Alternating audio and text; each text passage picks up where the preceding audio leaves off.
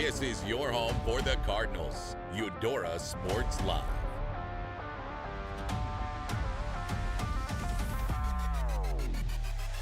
Van Dong in motion.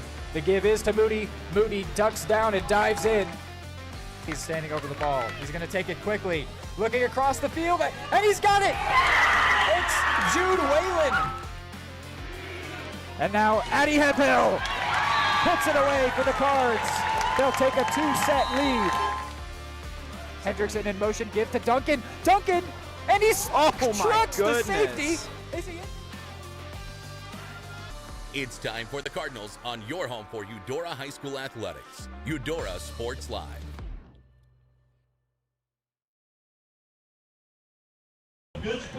All right, hello everybody and welcome in here.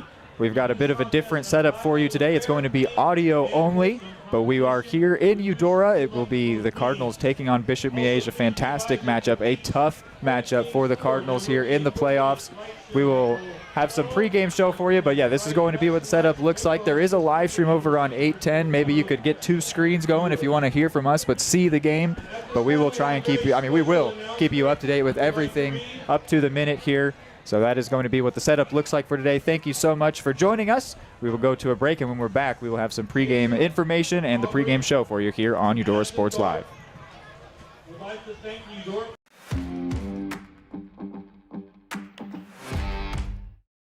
At Kansas Insurance, we know one size doesn't fit all. In fact, our whole mindset is based on customized policies for you and your families. We're local, and we do what we do because we care about you. Think of us as brokers for your insurance needs. Working with Kansas Insurance gets you the award-winning service and attention to detail that only an independent agency can provide. All across Kansas, we're here to help you manage and plan for all types of risk. Contact a local agent today. Kansas Insurance. Local, independent, serving you. At Fort Scott Community College, we understand that a scary part of figuring out your future isn't only answering the question, what should I do, but where do I belong? Maybe you belong here, preparing for a career in healthcare as part of Fort Scott Community College's nursing program. Or maybe you belong on stage as part of the Hounds band or theater department. I don't know where you've been or where you're headed, but I know we're saving a spot for you because you belong at Fort Scott Community College. Are you looking for a trusted partner in pet care? Look no further than Eudora Animal Hospital, proudly serving Eudora and the surrounding area since 1975. Eudora Animal Hospital offers a wide range of services, including wellness exams, surgeries, routine vaccinations, and emergency care. I just want to thank everybody in the community for trusting us with the care of their animals, and go Dogs! Schedule an appointment by calling 785-542-3265 or visit eudoravet.com. More time before you wake up in the wild. Our natural world needs us now. Step by step, side by side, together, we can find a way to ensure that all life on Earth can thrive. To learn more about how you can help protect and conserve nature, visit nature.org. Prescription drug pricing points to corporate Freedom of the press is about your right to know. It's about your right to be informed. Today, there are real threats to press freedom and your right to know about the world around us. We must protect our right to know, no matter what kind of news is important to you. Before it's too late, understand the threats. ProtectPressFreedom.org. At Fort Scott Community College, we understand that a scary part of figuring out your future isn't only answering the question, what should I do, but where do I belong? Maybe you belong here as part of Fort Scott Community College's John Deere Tech program. Maybe you belong here as part of the perennial playoff-bound Greyhound baseball team. I don't know where you've been or where you're headed, but I know we're saving a spot for you because you belong at Fort Scott Community College. At Kansas Insurance, we know one size doesn't fit all. In fact, our whole mindset is based on customized policies for you and your families. We're local, and we do what we do because we care about you. Think of us as brokers for your insurance needs. Working with Kansas Insurance gets you the award-winning service and attention to detail that only an independent agency can provide. All across Kansas, we're here to help you manage and plan for all types of risk. Contact a local agent today. Kansas Insurance. Local, independent, serving you.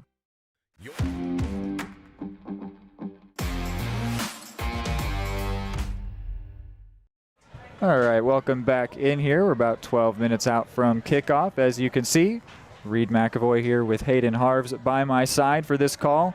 And something that, if you could see here, what you could see is pink absolutely everywhere here in Eudora. And that is because it's been an impromptu pink out night here. We want to give heartfelt condolences to Coach Tharp, the assistant head coach and offensive coordinator for the Cardinals. Lost his wife on November 9th to breast cancer, and it is amazing to see the support that has been shown out here in Eudora. And they mentioned over the PA that his family has received a lot of support from the Eudora community.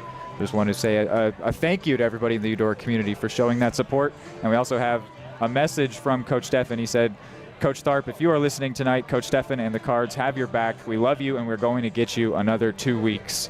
So that is, there's a very somber feeling here just for these first few minutes. We can already sense it before the teams have even taken the field. It's a different feel, and I think that could even play into the way that the Cardinals play tonight.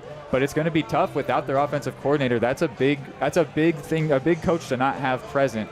But of course, things much bigger than football are the main topic there, the main concern there. And just wanted to make sure that we did right by that. But there is an amazing support here. Everybody is in pink. All the fans, all the players are all in pink. It is an amazing support for that. So yeah, it feels weird to transition into the game after that. But at the end of the day, that is what we're here to do, Hayden. Yep. So we can talk about this game. It is a very fascinating matchup that they have here with Bishop Miege. Bishop Miege are a school that they play up their whole regular season. They're playing 5A, 6A schools, and then they come in as one of the best 4A schools when it comes to postseason time. They are regularly getting to state championship games. And Coach Drew Steffen's first year as head coach ended at the hands of Bishop Miege. That was 2022. The Cardinals were a very strong team that year. In fact, they were the team that got closest to beating Bishop Miege within the 4A class. And that Bishop Miege team ended up going on to win the state championship back in 2022. But yeah, it's a very interesting team. They went 3-5 in their regular season. But again, that is playing up. They played 5A and 6A schools all year long.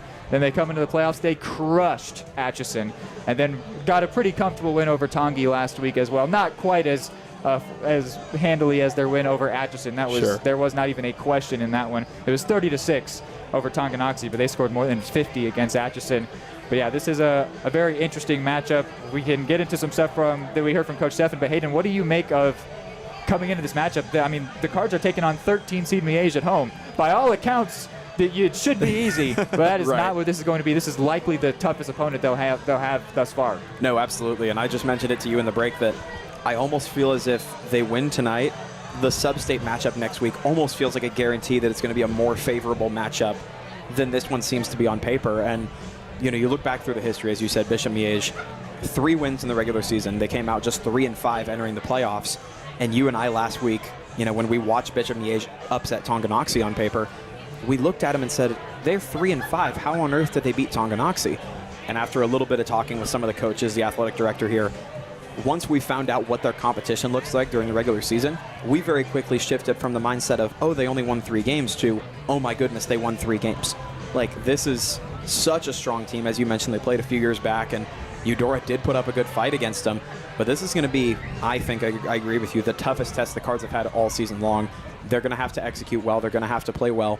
That final score, as you said, 30-6 over a team that the Cardinals beat about a month ago by just 4 points. So this is going to be a tough one coming into tonight, but That's all we can really say. This feels like a true heavyweight matchup in the sectional round of the postseason here on the Kansas side. Yeah, I asked Coach Steffen straight up, do you think this is the toughest opponent that you will face this season or have faced this season? And he didn't want to give any absolutes. He said they're a good football team and battle-tested. We will have to play within ourselves and do our jobs. And an aspect of that he talked about when reflecting on the Paola game was the penalties. They were a big problem against Paola, but Paola was a team the Cardinals were always expected to beat. They beat by more than 40, so you get away with it. You can have a false start, you can have an offsides, you can have a holding. Life goes on, and when you're going to have Keelan Duncan getting in the end zone over and over again, but that's not going to be the same today. The Cardinals cannot beat themselves because Bishop Miege is a team that's strong enough to beat them as is. And so the Cardinals need to be the best Eudora Cardinals that they can possibly be. They cannot give any room for the Bishop Miege to sneak in there at all. And so that is something that Coach Steffen said that they worked on. Penalties hurt us last game, he said, but those are all correctable mistakes. He said he wants he thought against Paola the offense played well, and they did a very good job for all 4 quarters, and he said, we talked about it, we will be better. I asked him about the penalties. He said, we talked about the penalties, we will be better. Yeah, I just want to say for people tuning in, apologies. Like this is a very different world here. We've all of a sudden become radio broadcasters. We're having some trial by fire. So yeah, there will be. Sure. We will do our best to paint you a clear picture, but it's good. It's a very different thing, as I'm sure you have already experienced as a viewer, if you are a regular Eudora Sports Live viewer. That noise you're hearing right now, by the way, is Bishop Miege coming out. They have just come out, and they've got some pretty good representation here tonight on the other side of the field.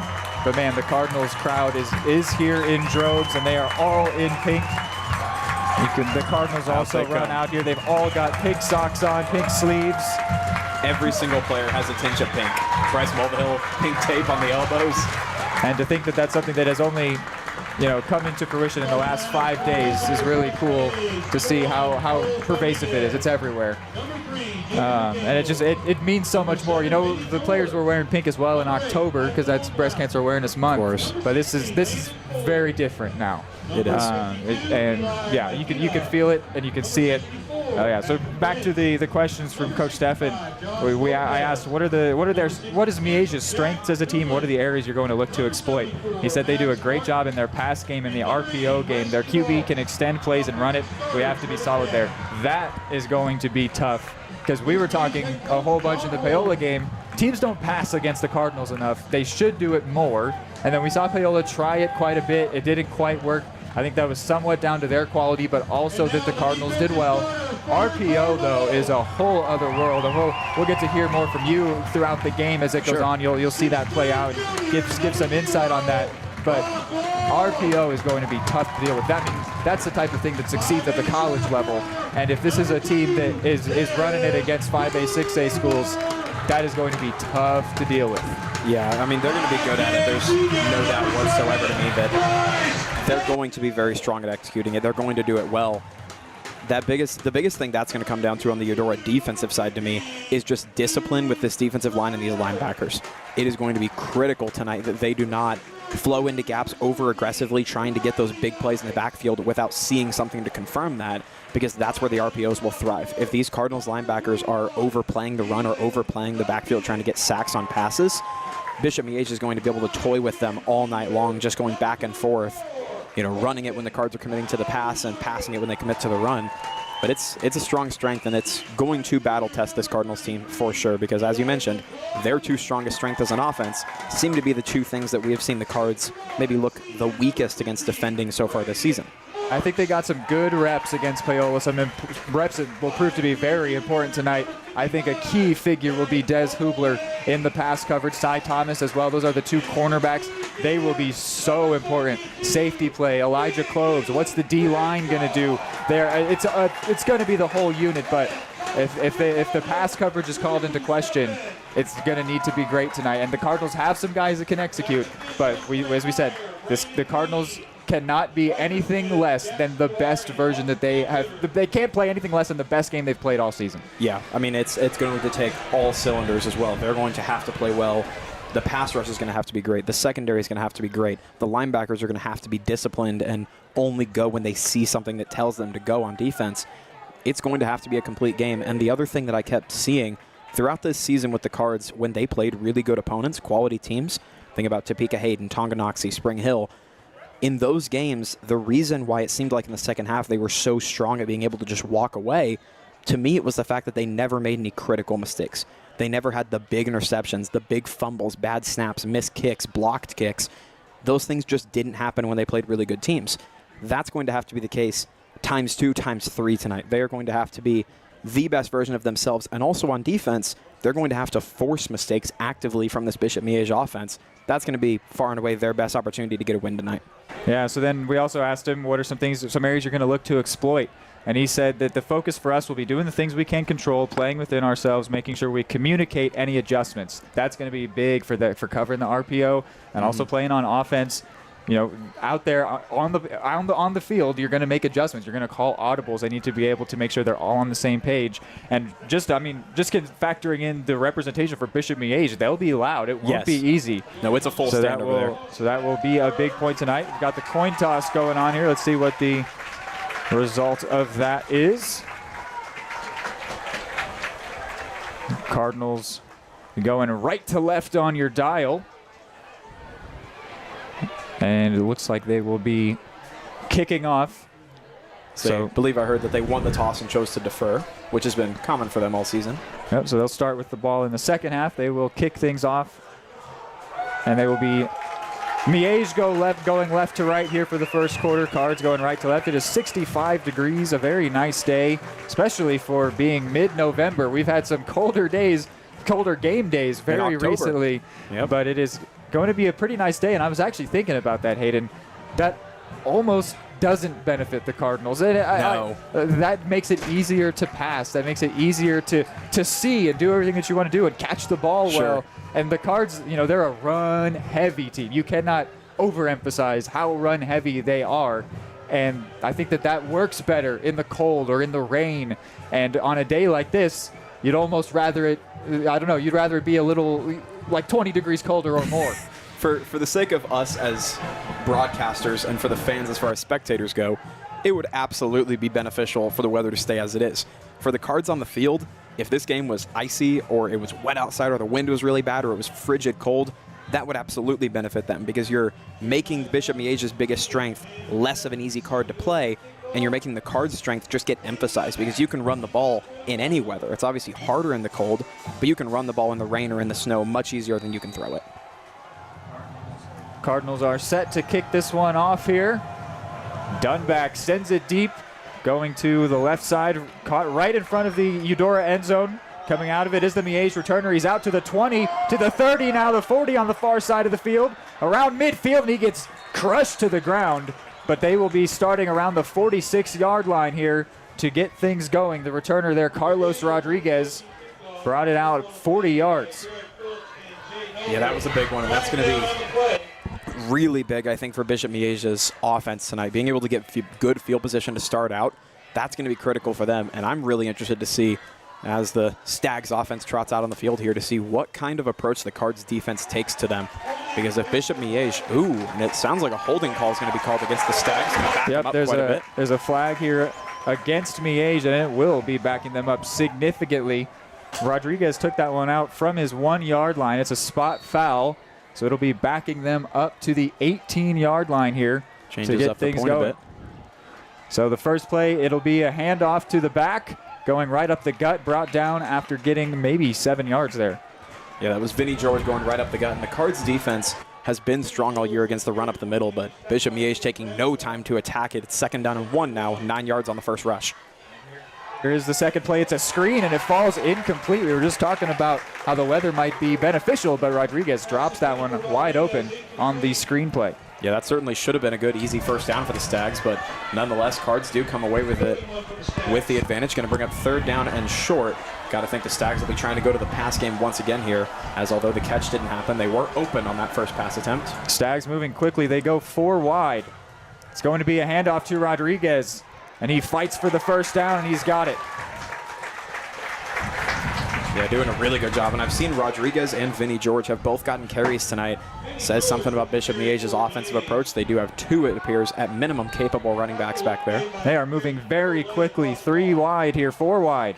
All kinds of pace here early. Bishop Miege wasting no time moving down the field. Slot man goes in motion. Quarterback looking to throw. Rolls out of the pocket to his left. Still has his eyes downfield. Throws it, and it's caught right at the line of scrimmage. I think that's minimal gain, if any, there. Yeah, that was George once again, the year 11. Running back, 5'7", 180 pounds. He's already gotten that first carry for 9 yards up the middle was his, and then he gets a catch just past the sticks, if at all. So they say no gain. It's going to be 2nd down and 10 here. Again, they set up 2 wide here. They've also got a tight end in. And the tight end will now go out wide. Looking to pass strong side. 3 receivers as he throws the ball to the right side. 20 yards downfield. And it's going to be, what's the call here? He brought it in. It's caught. Unbelievable catch there, Michael Blount. Wow, Cardside was trying to say he landed out of bounds because he very well could have called it. But he brings it in right at the 40-yard line, so the Cards getting pushed back midfield here. And before the Cardinals can even process whether or not that should have been called a catch or not, Miege are set up for the next play. It's a handoff from Cole to Rodriguez as he fights for a yard or two. No, he's still on his feet. This is actually Vinny George with the ball, and he's got 15 yards on that carry. Yeah, he was made contact with about 2 yards past the line of scrimmage, and it looked as if he'd gone down, but he fights through it, steps to his left side, and gets up through the second level of the Cards defense, and they're moving forward quickly here, They are so Reed. quick here getting to the line. 4 wide once again. Cole wants to pass, right side, has a man, caught, first down. Hubler brings him down to the ground at the 12-yard line. And that was Hubler getting moved backwards. This Bishop Miege offense is certainly making the Cards uncomfortable with how quickly they've been moving here. Cards were not expecting this pace at all by the looks of it. Spreading out wide as well, stretches out the Cards defense a bit. This will bring up an interesting point, but we have no time to bring up any additional points right now. Vinny George gets the carry. He's stopped in the backfield by Schreiner. Schreiner was initially there. Ended up a couple different guys ended up making the tackle, but great job stopping his momentum early. 2nd and 10. Yeah, Brock Long and Keelan Duncan were in right there to help out. The Newt Schreiner got into the backfield almost immediately. That felt extremely necessary. That's the first time all day Bishop Miege has not walked forward with ease. They're going to get into an empty backfield here in 2nd down and 12. The first time they take a bit of a breather offensively. They come out 5 wide. The Cards made a substitution. Nice came off. Cole wants to throw, eyes downfield, throws to the right side, and it's over the head of his man Rodriguez. Incomplete. It'll be 3rd and 12. Hayden, something I wanted to mention here is I think there's a flag on the play. I asked Coach about the 2022 game where the Cardinals lost 33-26. That was his first year as the Cardinals head coach. I said, what makes this year different? And he said, in that year we were so thin. And this year we get to platoon almost everybody on our defense, as this penalty is going to go against Eudora, and that will move Miege even closer to the end zone. It's going to move him inside the 10-yard line. The no huddle negates that entirely. The Cardinals cannot make defensive substitutions. They're stuck on the field. And so it's almost like it's 2022 again, where Coach said he had 14 guys, or in this year he has 25. They've eliminated that factor with this no huddle offense. It's 2nd and 5 here from the 7. Well, the only way to change that's calling timeouts, too, which the Cards don't want to do either this early in the first quarter. And now flags come in against the Miege offense. A false start at a crucial moment. So that's going to back them up. That's going to flip what I believe was a hold against the Cards on the prior play. Now turns into a false start against Miege, so that'll back them off. And that was Elijah Klobes in coverage, I want to mention, on that deep pass attempt to the right corner, trying to go for a touchdown on that 2nd and 12. That was Elijah Klobes, a linebacker in coverage. That's the main advantage of going into 5 wide, going into empty. The main advantage of that is you get mismatches. You get linebackers paired up on faster receivers and running backs, which is something Bishop Miege clearly not afraid to expose. 2 on the left and a tight end. The tight end now motions to the right side. 3 wide here, 2 on the left, 1 on the right. He throws to the right towards Blount. He made the catch earlier, and he catches this one for a touchdown.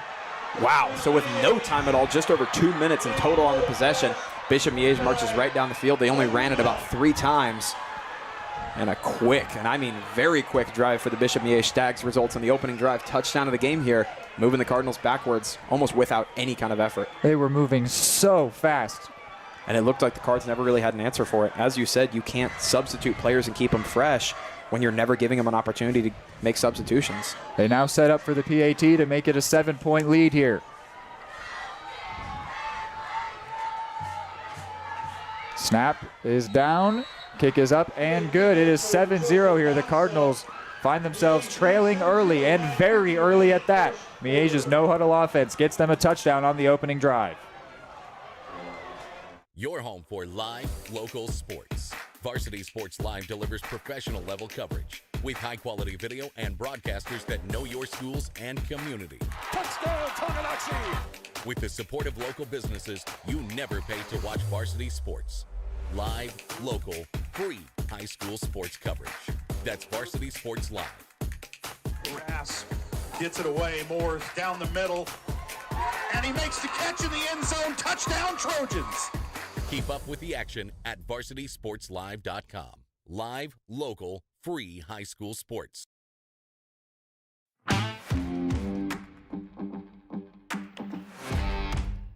That's fine. All right, back here, the Cardinals prepare to receive the kick and get their first drive of the game after Miege moved so quickly downfield. Only took him 2 minutes, 10 seconds to get into the end zone. Unbelievable. 2 big passes to Blunt. That's Michael Blunt, the junior tight end, who got into the end zone. And it'll be the Cardinals' first time getting to the ball. You can give your analysis on that after we get to this return here for the Cards. Sure. Which a big return for Miege set up their first drive. It's Hubler and White back deep. The kick is going towards Preston White on this near side. White brings it in at the 15-yard line, now at the 20. Moving, found a little bit of space, but then wrapped up by his shoestrings at the 25. So that is where the Cardinals' first drive will begin. Yeah, going back to that previous Bishop Miege drive, I mentioned it to you. I think this is where the game really starts for the Cards, because in my opinion, they were likely planning on the Cards. They were likely planning on getting scored on that initial drive. I'm sure they knew Bishop Miege would come out swinging and likely get points on the board. But the main strength of this Cards team is running the ball, moving the ball fairly slowly, but also steadily up the field and running clock. If they are able to do that on this drive, even if you're down a possession, no reason whatsoever that they can't still control the way this game runs. Cardinals set for their first drive with Houston Carnegie at QB. Under center, that same flexbone set, hands it off to Moody. Moody fighting for 2 or 3. We asked Coach about that QB rotation, and he said the biggest thing is just trying to keep Cy Thomas fresh, considering his role on defense. So makes complete sense that we're seeing Houston Carnegie, because the defense did not get to give anybody a breather on that first drive. That was pure cardio. Yeah, so I mean, we might see a lot of Carnegie, honestly, if that's how that's going to go. Yeah, I would bet this is going to be, at least on this first drive, primarily Houston Carnegie, and they probably won't pull that Cy Thomas card until they absolutely need it in terms of high percentage plays and tough downs. Same set, Moody the back, White out on the right side. Duncan in motion. It's a give to Moody. No, did Carnegie get... Carnegie might have been brought down before he even got rid of the ball. I believe Moody did end up with it. Yep, Moody does get up with the ball. Carnegie was thrown down, though. I mean, he effectively got sacked on a handoff. Yeah, the first thing I noticed for Bishop Miege's defense is they have bare minimum so far 5 defenders on the line of scrimmage. Their linebackers are all 3 sitting very close to that second level, and they've only got 1 safety backed up deep. They are selling out to stop the run and stop the short yardage gain that the Cardinals have been so good at. It's 3rd and 5, the same set. No, actually, Duncan and Moody both in the backfield alongside Carnegie, but now the Cardinals call their first timeout. Yeah, it's not going to be ideal for the Cards to take that so early. I know Coach Stephan only going to take it if he absolutely needs it, but with the way those drives on offense were going for the Bishop Miege Stags, you got to think there may be some necessary clock stoppages for the Cardinals, not even just worried about the clock, but maybe having to substitute players in and out. But big 3rd and 5 here, so play calling is going to be critical. They probably desperately want this drive to be more than a 3 and out. Yes. And so they want to make sure this 3rd and 5 play is the right play. Well, and it's, I don't know if I'd say it's 4 down territory, but if you get to 4th and 1, can't 4th be and at an your inch. own 27-yard line already. Or let's see, they're at the 32 here. For 3rd and 5. I also have no doubt that the Cards would be perfectly content trusting their defense, which has been so effective all year long. I believe we said last week they've allowed under 20 points a game. I want to say 16 was the mark we mentioned last week. That could very easily, though, see that average rise tonight if they don't get on top of things here. Absolutely. They are out there for 3rd and 5 at the 32-yard line, coming out of the timeout. It's a handoff to Moody, and he's got the first. He fought for every single yard. He picked up 6, and he moves the chains. Yeah, and that looked to be Jeremiah Johnson, the linebacker who met him in space, but you're right. From the moment Moody got that football, he had his eyes up forward. As soon as he got past the first level of the defense, you saw his eyes move over to his left side, pick his next spot, and travel forward. Well, he was contacted immediately. Yeah. Oh, and he fought right through it. His contact balance is so special, too. Such a hard player to bring down, and it's been heavy run personnel so far for the Cards. So the line of scrimmage is now the 41-yard line as Carnegie gets the play call. Cardinals letting the clock run. You can see 10 seconds on the play clock at the top of your screen, now 7-6. Carnegie gets under center. Duncan motions. And again, before he can even hand off the ball, he is brought down. I think it was going to be another handoff, but immediately, and I mean immediately in the backfield, Devin Davis, the senior, wraps him up and throws him down. Good news is he hadn't stepped back. He hadn't really started his drop back yet, so he's not going to lose many yards. It's only going to go down as a 2-yard loss. But, man, I think such a critical part of this game for the Cards, which, to their credit, they're trying it. You cannot divert from your strengths early. If Bishop Miege does a good job on a couple of plays at stopping you from running the football, I don't want to see them just start dropping back and throwing it nonstop. Sticking to their identity at the end of the day is going to be how they stay in this game early on. I'd wait to pivot until they absolutely need to. Line of scrimmage now, the 39. Carnegie again hands to Moody. Moody gets back what was lost on the first down play and maybe a yard more. It'll be 3rd and long. Yeah, I believe it's going to go 3rd down and 9, so it's going to be another big important 3rd down, and this time you're thinking it's going to be a pass situation, which to me frightens a little bit of that Cards O-line because this Bishop Miege defense is now going to be able to pin their ears back. They know it's likely a pass-only situation, so they could really start chasing after Carnegie here. Pass protection is going to be key for this big Cards O-line. 3rd and 9 at their own 42. Carnegie under center. Takes the snap. Tries to get to Duncan. It's out. The ball's out. And Miege have it. He was trying to give it to Duncan on an end around, but the ball came out, and Miege fell on it. Wow, this Bishop Miege, these nose tackles, big guys right between the center and the guard, have done such a good job flying right through this Cards O-line so far tonight. That was the 3rd time they'd shot right through. That time, obviously, more time for the run to develop in the backfield. They caught Carnegie as he was looping around to hand off to Duncan, and they crushed him. Ball popped straight out, so Bishop Miege now going to get possession back past the 45-yard line. They're going to be fairly deep into Cards territory to start this drive off. Yeah, up 7-0. The 38-yard line is the line of scrimmage here for Miege. And the O-line, which is a strength for this Cardinals team, is not being able to perform at their best at all here against Miege. Here's their first play. Cole with a fake and now throws it to a wide open man, bringing it in at the left side. He's got about 20 yards is Thomas Hayes. There was a couple fakes in the backfield there, and the tight end was wide open and gets a big gainer to put them in the red zone. Yeah, that set him up beautifully. And the biggest issue I see so far, this Cards defense needs to get at least one stop, or they're not going to be able to get off the field and stay fresh. This Bishop Miege offense is pushing them backwards as if they are a feather right now. 4 wide, 3 on the right side. A screen to Blunt, who has the touchdown, but he's not going to get anywhere. Brought down in the backfield by 3 Cardinals. The relentless there. I see Marks, I see Bowser. Yeah, Colton Bowser was the first to get a hand to him. He had him in the backfield. Duncan as well in on the stop. Bowser was able to lock his arms around, hold on long enough for reinforcements to get there. And there was holding on that play. Let's see if the Cardinals choose to accept it or decline it.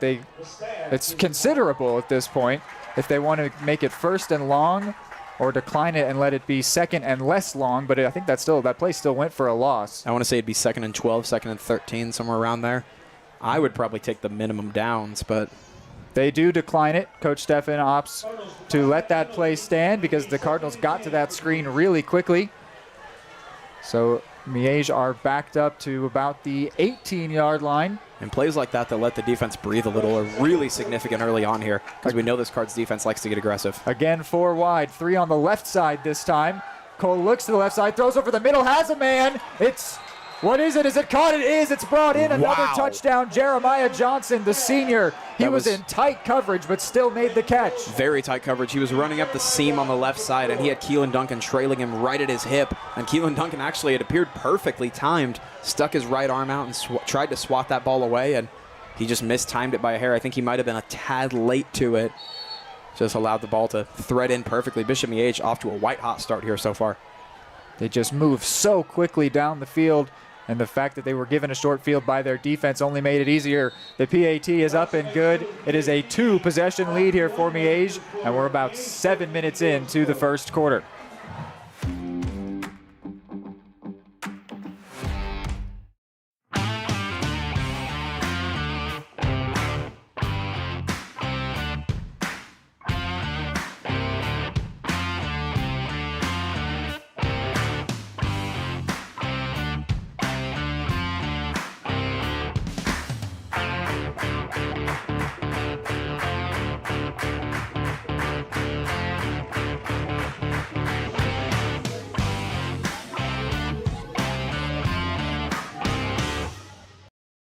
Are you looking for a trusted partner in pet care? Look no further than Eudora Animal Hospital, proudly serving Eudora and the surrounding area since 1975. Eudora Animal Hospital offers a wide range of services, including wellness exams, surgeries, routine vaccinations, and emergency care. I just want to thank everybody in the community for trusting us with the care of their animals, and go Dogs! Schedule an appointment by calling 785-542-3265 or visit eudoravet.com. All right, the Cardinals are back deep. They need to get something going here on their second possession. This kick will come to White. He brings it in at the 15-yard line, 20-25 at the 30, trying to find some space to shimmy through.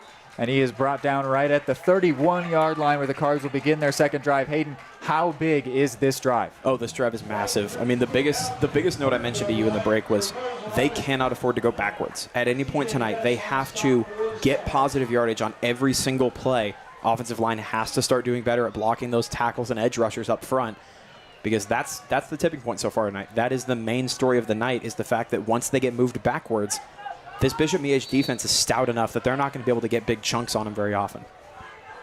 The Cards are set for 1st and 10 here. It's Cy Thomas, tosses to Moody, it's on the ground.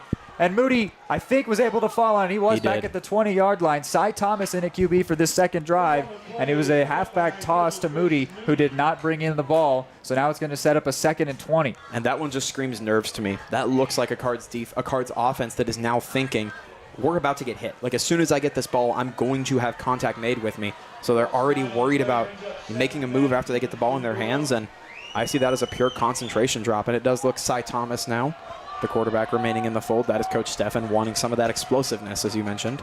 And it wasn't a long defensive drive for the Cards, for whatever it's worth. Motion man, and now Thomas wants to throw. He's throwing. He has Duncan, who brings it in. Duncan brings that one in for about 14 yards. Yeah, does a good job to get back all the yardage lost and then some. So it's actually going to be a fairly manageable third down here. I believe it's going to be less than 7 yards, which means there is still a threat of being able to run the ball, and you can also throw it. Sy did a really good job rolling out to his right side, kind of doubling back to his left, setting his feet, dropping a beautiful ball in the bucket to Keelan Duncan. Looked very similar to the completion made wide open to Thomas Hayes by Bishop Miege earlier.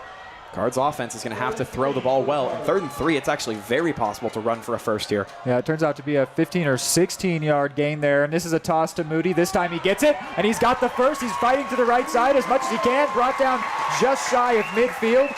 That's a big gain there, 10 or more yards for Moody. And the Cardinals offense turned to the fans here and try to hype him up. Yeah, mainly Cage Crable immediately got up to his feet, looked right over towards us from the Cardinals side, and just threw his arms up and said, come on, guys, start making some noise for us here.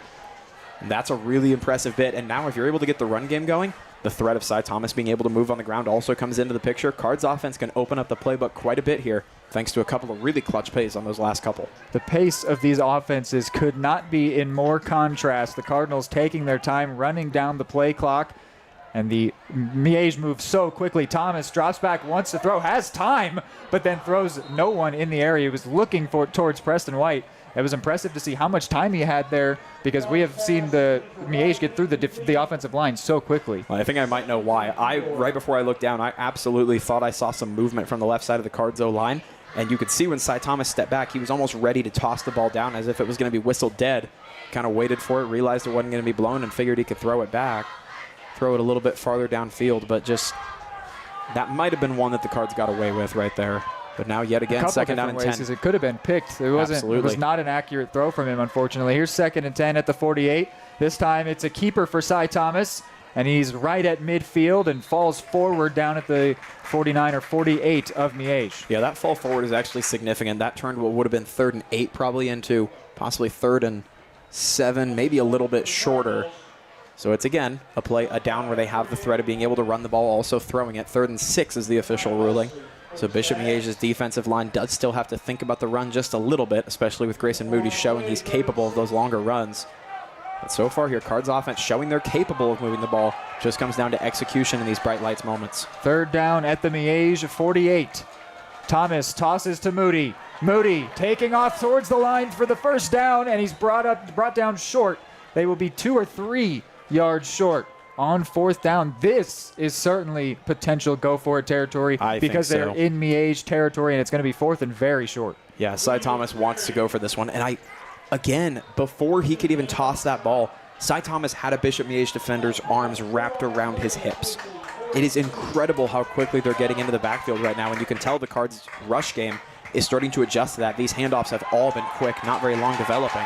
The offense stays on the field. The crowd roar here for 4th and 2 at the 44. Preston White's the wide receiver, but the Cardinals keep it in the middle. It's Cy Thomas, and he's going to be brought down for a loss. It's going to be a turnover on downs. Thomas didn't really, I think he maybe wanted to get rid of the ball. He wanted to have his eyes downfield at least, and he was just engulfed immediately and brought down for a short loss. It'll be a turnover on downs. Miege, though, still in their own territory. Yeah, I wish he would have handed that ball off, because it looked like Grayson Moody had enough room on the first level that he could have at least made contact near the line of scrimmage with an opportunity to fall forward for some yards. But nonetheless, Cy Thomas staying out on the field to play DB, and the Cards defense is going to have to yet again play really stout to keep Bishop Miege from going up 3 possessions here. So Miege get things going at their own 47, and this is a handoff, and it's going to be six yards already, and that's where he'll be brought down. It was John Watsky, the sophomore running back. He's still on his feet. It sure looked like he was brought down, had his forward progress stopped, but no. He ended up breaking that one off for 20 yards. Apologies. I turned my head down to look at who had the carry there. I'm not sure what happened, but he broke free. And the Miege are already at the line once again. 4 wide, 3 on the right side. And as soon as the official gets off the line, that ball is snapped. And under pressure, no, a handoff once again to Watsky. Watsky goes for a few yards there. It's so impressive to me how quickly they're moving, and that you can tell it's got this Cards defense kind of flat-footed. They've adjusted well to it in the last drive, but we're still in the first quarter, and Miege could very easily take a 3-possession lead. That is unbelievable and so uncharacteristic for this Cards team. Second and 6, it was a high snap, but the QB brings it in. He's under pressure. A flag comes down. This should favor the Cards. Meanwhile, the throw into the end zone is beautifully stopped by Keelan Duncan. It was thrown in the direction of Carlos Rodriguez at the near pylon. But this flag in the backfield should be holding on the offensive line of Miege, because the Cards immediately had pressure thanks to Riley Nice and Garrett Golay, and they were stopped illegally. So we'll see what the white hat says here specifically, but that should back up Miege pretty substantially. Yep, Lennon Cole had pressure coming from both Riley Nice and Garrett Golay. Both of the tackles got bull rushed on the Bishop Miege side, and he looked deep downfield to the right pylon. And Keelan Duncan did a really good job to get a hand in front of it, but Bishop Miege is backed up. I believe Golay got a handful grabbed around his neck. So that makes it 2nd and 16 at the 37. Rodriguez goes in motion.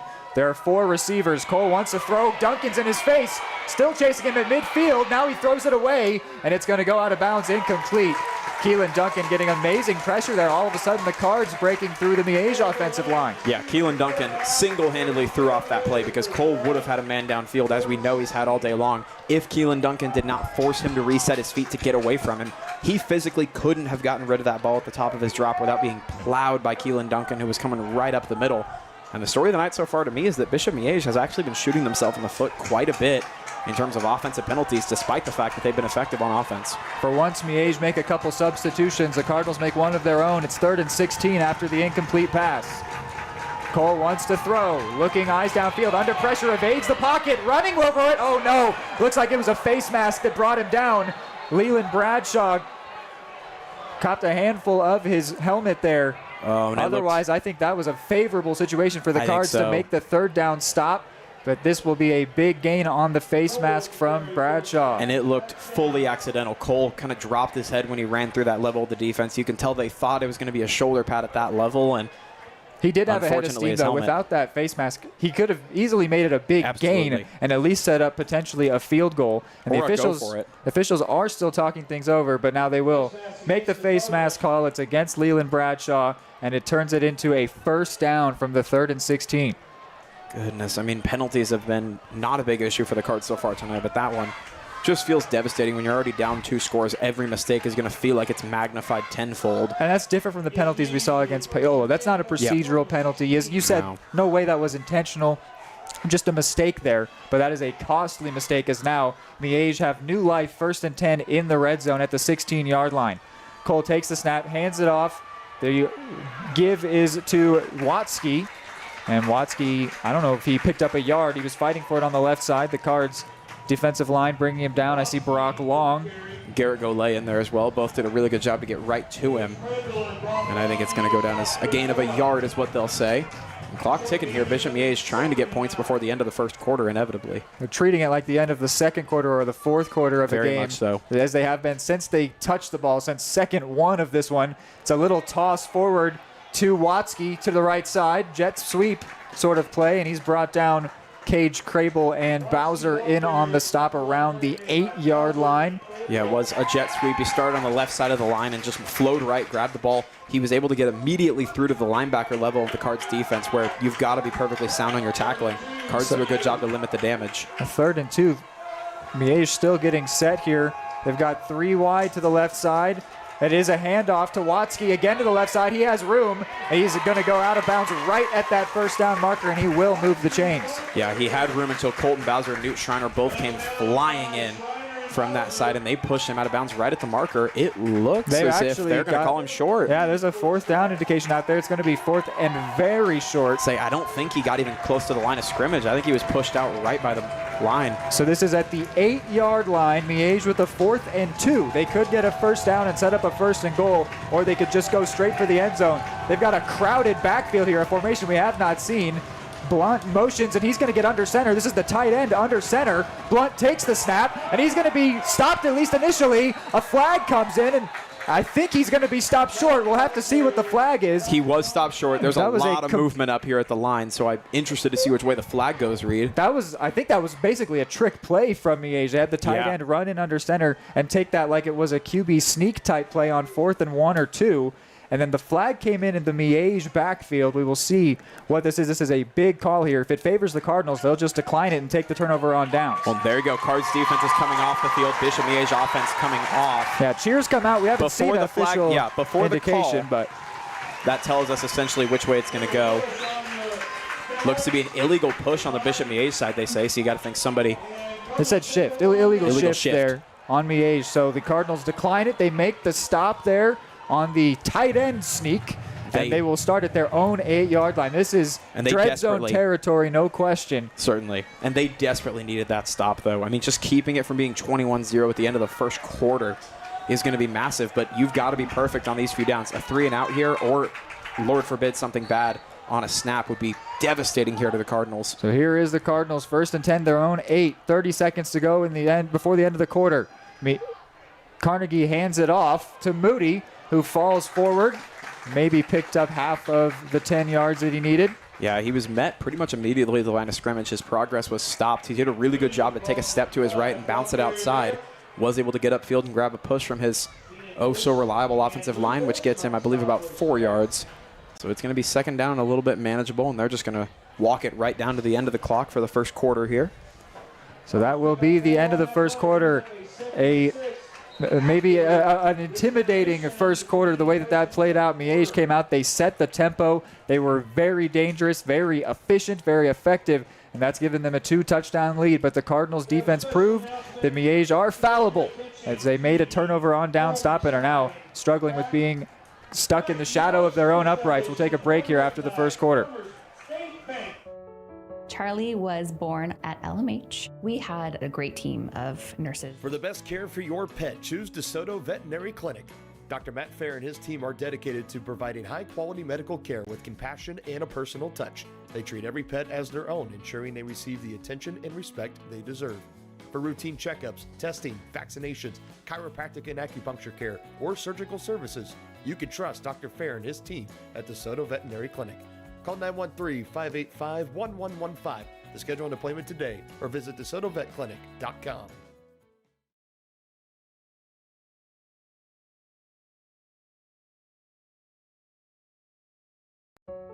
Charlie was born at LMH. We had a great team of nurses. Not only did they check in on us regularly, they always asked if we had questions, always made sure that we understood what was going on. I cannot say enough wonderful things about the labor and delivery, family birthing, and mother baby care team at LMH Health. We had to put our entire trust into their hands, and just everyone was so friendly and so supportive.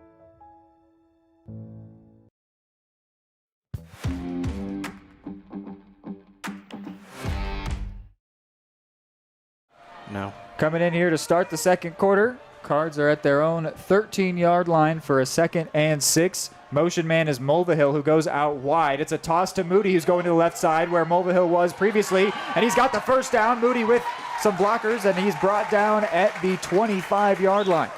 Yeah, that was beautiful. That was the perfect blocking style that the Cardinals have executed all season long. That was Moody getting the toss to the left side, and the Cardinals have at least their left tackle and their left guard just abandon their blocking assignments at the line and climb up to the second level.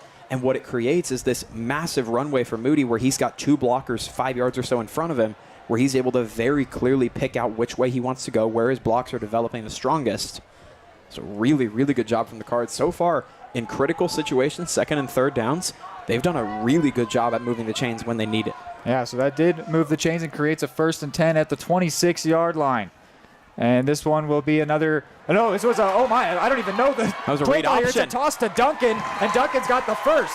Thomas held on to that one for a long time, and in a crowd of people, and just underarm tossed it out to Duncan, who was in space, and picks up the first. So it's a read option play of some kind where Duncan's lined up to his right side. He kind of just sidesteps out to his right, staying close enough to side and make that toss. Thomas is able to look at the field and see if he wants to keep the ball, or before he crosses the line of scrimmage, he can toss it out.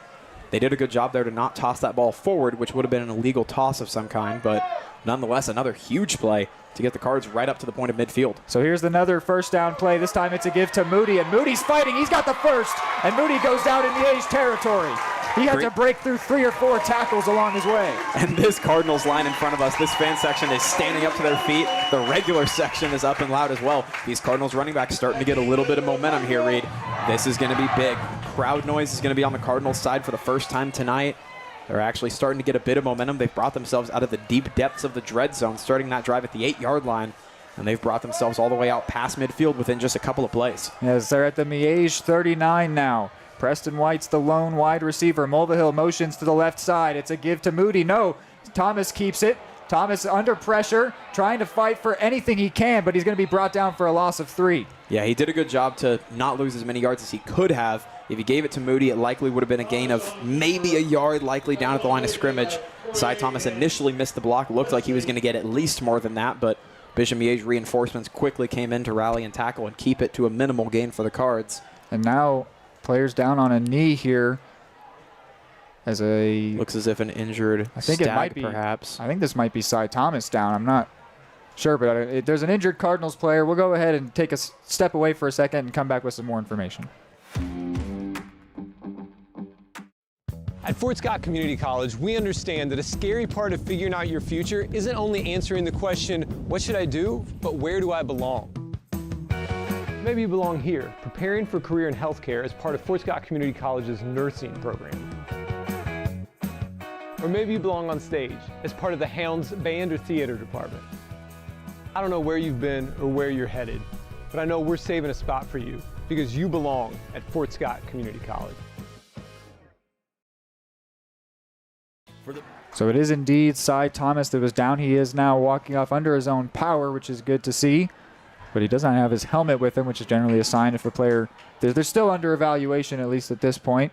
He was down for a while. So that means Houston Carnegie will take over at QB. That's also a loss defensively, as the Cards will have to figure out who's next behind him at corner. That is a big absence, and for however long he is out, his absence will be felt for the Cards. They now need to regroup on offense, 2nd and 12, after Thomas couldn't escape the pressure from Miege. So the long second down in Miege territory on the Cards' 3rd drive of this game. Carnegie under center, has Moody behind him. Motion man is Duncan. Carnegie wants to throw. He will throw towards Mulvihill, who's open. Caught. First down, Mulvihill at the 25-20. Still going, knocked down at the 14 or 16-yard line. Wow. First down, Cards there in the red zone. So Bryce Mulvihill started on the left side, just flowed a crossing route all the way across to the other side of the field.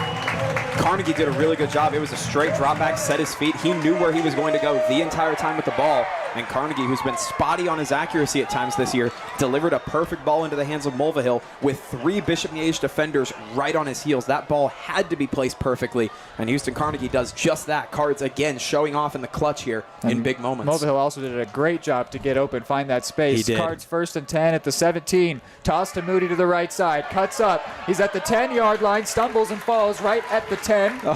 So it's going to be 2nd and 3 for the Cards. Mulvihill actually put his hands up on his helmet. You can tell Grayson Moody ran into his own blocker briefly and likely could have gotten a couple more yards, but Cards are not going to complain at this stage in the game at getting a 7-yard carry on 1st down. They could very well be on the cusp of a first score here, and the type of score that would mean a lot more than just the 6 points that it would provide. It would mean belief, because I think that's the same thing that turnover on downs provided. It seemed like this Miege offense might be unstoppable. They're not. Now is the Cardinals offense going to be able to get things going against this Miege defense? Here's the 2nd and 3 at the 11. It's a toss to Moody, the right side. He's at the 10, the 5. He's going to be still fighting, goes forward, and they call him short at the 1-yard line. It's 1st and goal. It's a great spot for the Cards, but the arms for the referee went up to single stop the clock, and it looked like a touchdown, and everyone here for a second was ready to explode, but they still are excited for the first down call as it is 1st and goal, and now you really want to talk about the cusp of that first touchdown. Yes. They are right there. 1st and goal from the 1, and I'd say go right back to what's working. Grayson Moody has been phenomenal so far on this drive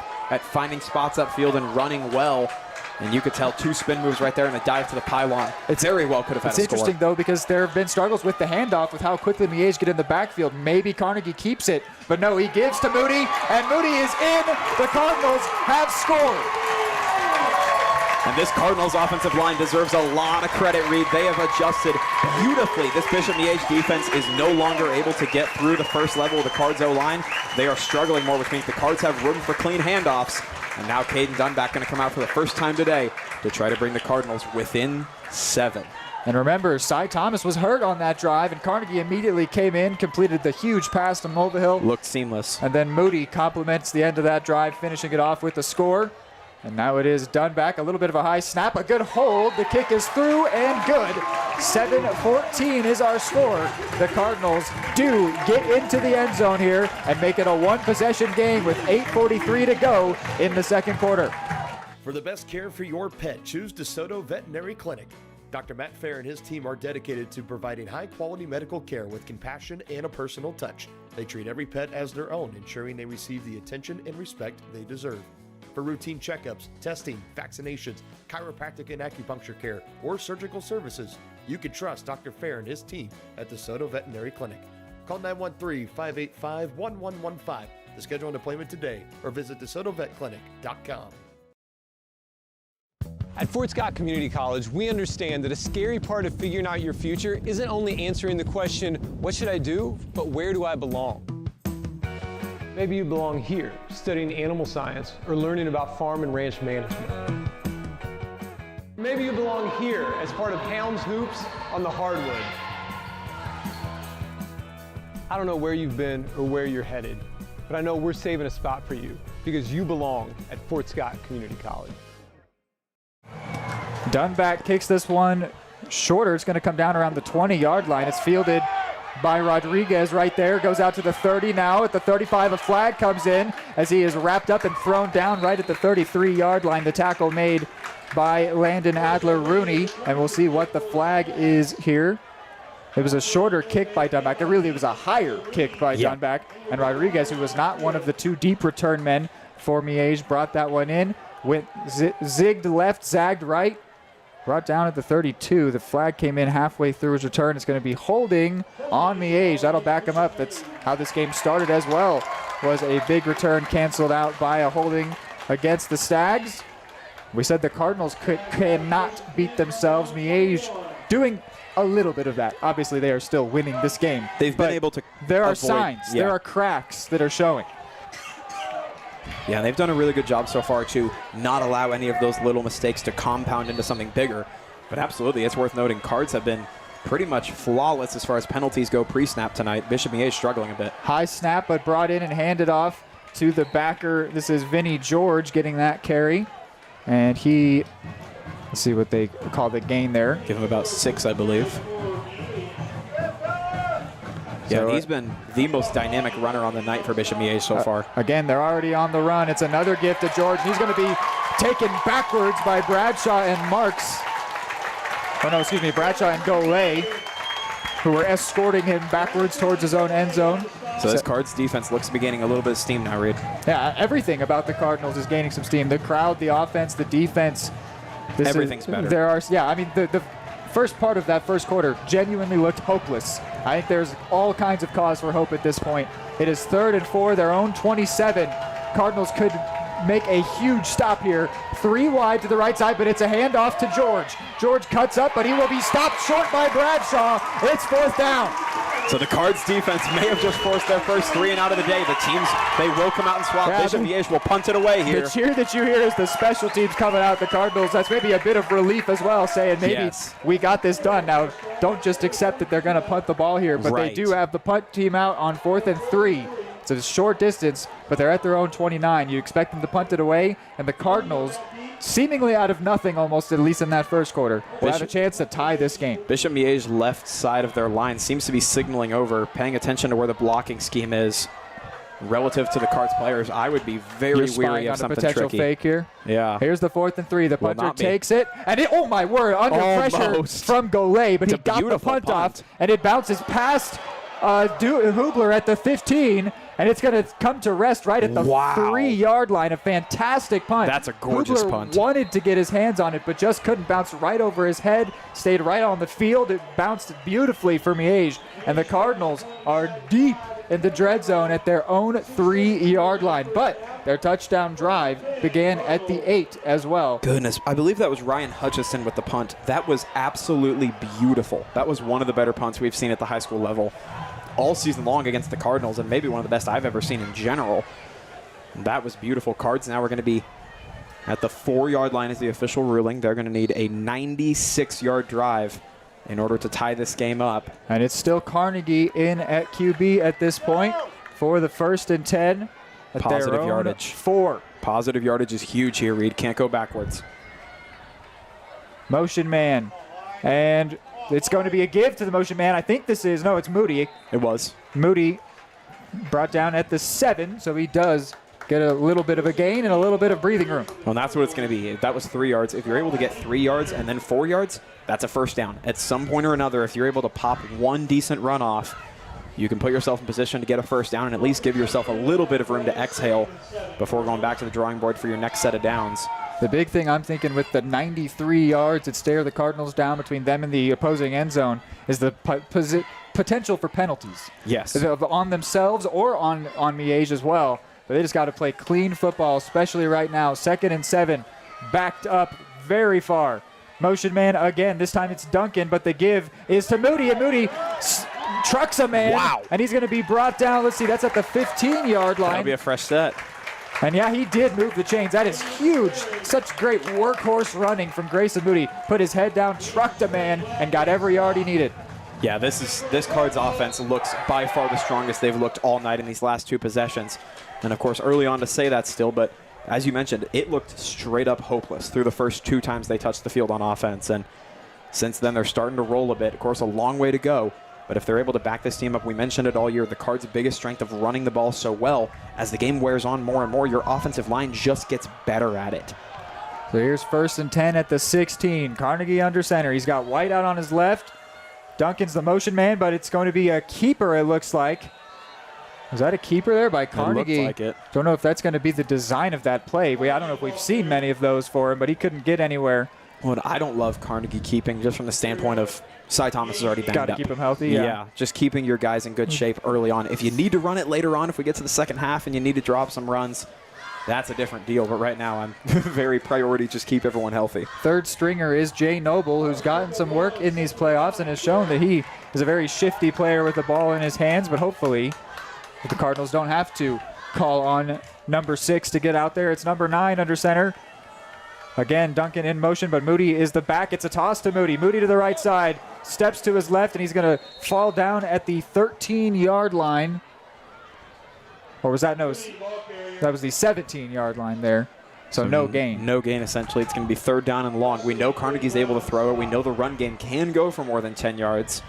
But if nothing else, you're just giving yourself good room to punt this ball off without too much concern about space being tight. Again, just execution is big here. Even if you're not getting a ton of yards, can't commit penalties, can't have a bad snap, can't drop the ball here on 3rd down. 3rd and 9. Still one receiver out on the left. This time Mulvihill's the motion man. Wanting to throw is Houston, but he's under pressure and sacked.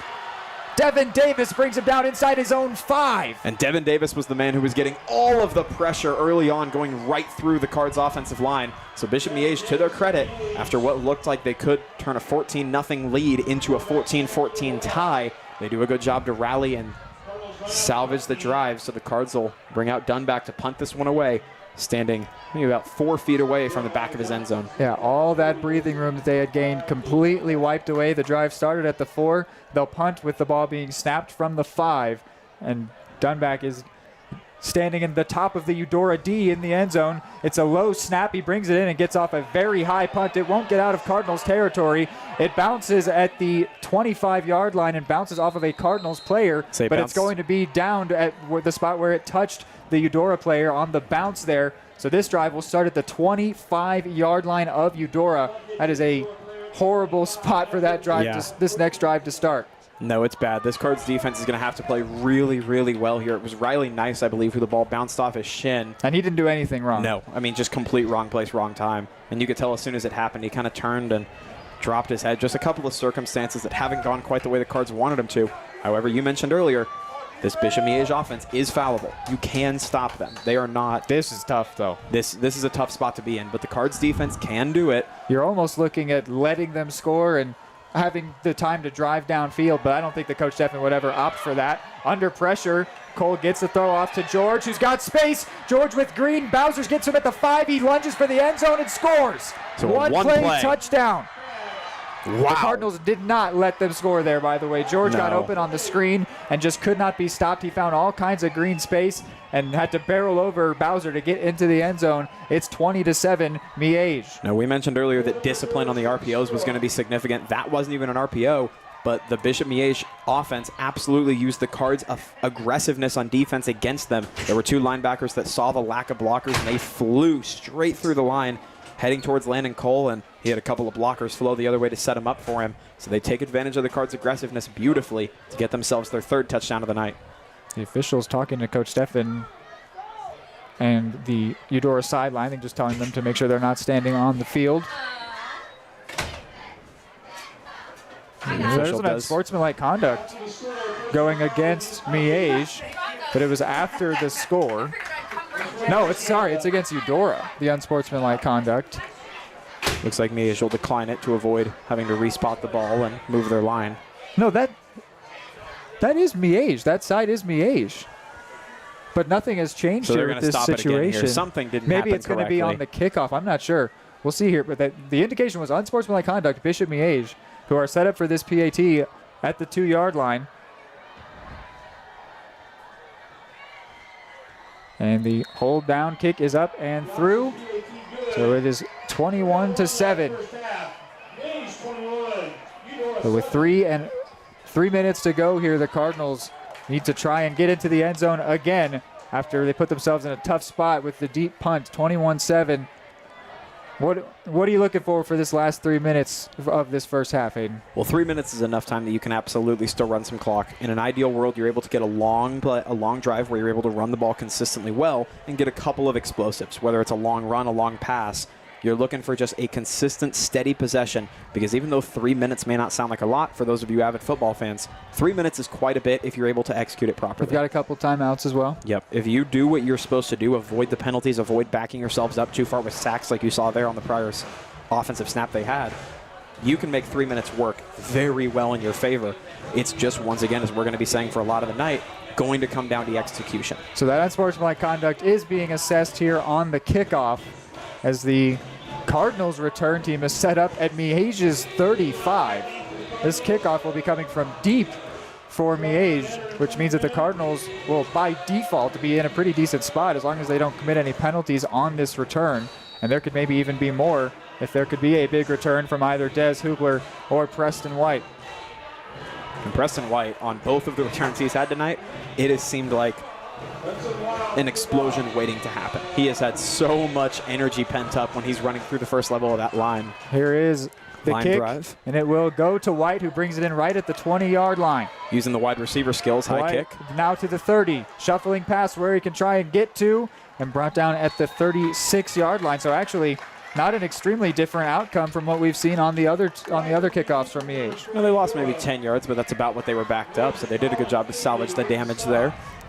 And this Cards offense coming out. Clean snaps, the offensive line blocking well, not allowing this Bishop Miege defense, but mainly Devin Davis to get through, and they can put themselves in a really good spot here going into the half. So with 2:52 and 2 timeouts, the Cardinals need to try and get back within a score with Houston Carnegie at QB. Heavy run personnel here. Duncan motions from left to right. It's going to be a toss to Moody to the right side, getting some good blocks. Moody at the 43-yard line brought down. Yep, and that kind of thing will be perfect for the rest of this drive. If you're able to do that play after play after play, eventually knowing Grayson Moody or Keelan Duncan, they will pop one of those. They're going to get 15 to 20 yards on it, very likely. So the Cards just need to continue to get clean handoffs, continue to block well. And if they're able to score on this drive, we don't want to look too far ahead, but if you're able to score on this drive, they receive the ball at the second half. So they can very quickly flip bad into actually kind of favorable, but they've got to execute well on this drive. Perfectly even, I'd say. Cards got to the line with 16 seconds on the play clock, going for a steady pace here on this drive. They want to kill time. The handoff is to Moody. He's stuffed right at the 45-yard line, so a yard short of the first down. It'll be third and manageable. Oh, they actually give him the first forward progress there. So he was brought down a yard short, but they say that he was able to get the ball across the line to gain, and not the first time tonight that Moody has moved the chains and had to fight hard for it. Yeah, absolutely. I mean, he's going to be fighting tooth and nail all the way through the rest of this night. We're only halfway through, and this already looks like an absolute war down in the trenches. So the 1st and 10 at the 46 with a minute 46. It's going to be a throw. Carnegie looking deep, throwing for White. It's a one-on-one. White, just knocked out of his hands. I think he had that, and then C.J. Hess, the junior DB, knocked it out of his hands. That is a fantastic defensive play. The Cardinals would have been in the red zone if not for that pass breakup. Wow, he did have it in a really good spot, and it then makes that first down from Grayson Moody look that much more important because now you're able to take a shot. You don't get it, it's 2nd down and 10. I think a big part of that was the fact that Houston Carnegie, although he put the ball in an accurate spot, it hung in the air for a long time, which allowed Hess, as Preston White was kind of bending the route towards the ball, gave Hess time to adjust to it and time his punch. But really well done from Hess. Almost a perfect catch from Preston White. It does stop the clock with a minute 35 to go. And the Cards seemingly unsure of what they're trying to do at the line. Carnegie will be flustered, frustrated as a timeout has to be called. I do see Cy Thomas wearing his helmet, which is a good sign for the Cards. Maybe they'll be putting him in there at QB. We'll see here. I don't think, typically we haven't seen the rhythm be broken up. They let a drive be to the quarterback that started it. Right. But we've seen a few times they switch it up.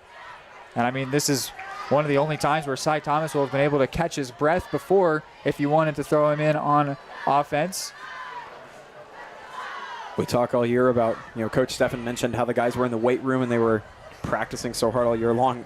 These kind of situations are where it matters. When you feel like you're never getting a breather and you're just out there over and over, that's where conditioning really starts to play a factor. And to their credit, Cards have done pretty well despite the fact that they were getting basically just a good jog in for the first 10 minutes or so. Thomas was out in the huddle, but he has headed back to the sideline. Carnegie still leading the offense here. I really like how potent the Cards have looked throwing the ball today. Yeah. They have looked very capable of stepping back and letting it go. Yes. Yeah, Cy Thomas, I believe, only had one pass attempt, and it was a completion to Duncan. So we've got a 2nd and 10 here at the 46, following the incompletion and then the timeout.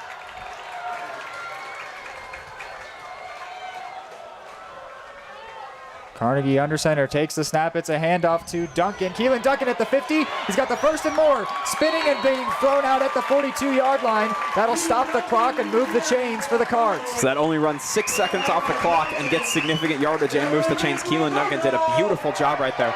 I did notice a detail in the Bishop Miege defense that I think is worth keeping an eye on the rest of the way for you and I. Devin Davis, the man who's wreaked so much havoc on the Bishop Miege defensive line, was lined up on the left side of the defensive tackles. He looked at what his matchup was like and immediately switched back over to the right side. So I don't know what the personnel looked like, but it looks like he could just be tracking matchups tonight. At the Miege 42, Carnegie takes a snap, gives to Moody. Moody at the 40, now the 35. That's where he's stopped. Meanwhile, Carnegie got wrapped up by Devin Davis, who you were just highlighting, despite only holding the ball for half of a second. Just ridiculous, the pressure the Miege are able to apply, but they are still able to get it to Moody quick enough to get a 7-yard pickup. Cards picking up the pace a little bit. 2nd and 3 here, and flags come in. It's going to be false start on the offense. First time the Cards wanted to try and move quickly, and those procedural penalties rear their ugly head. That turns 2nd and 3 into 2nd and 8. Yeah, it's going to make it a little bit less manageable. Of course, you get that much happier about the first carry Moody had, because that's going to make what could have been, if you only got a yard or two there, now you're looking at 2nd and 13 or 14.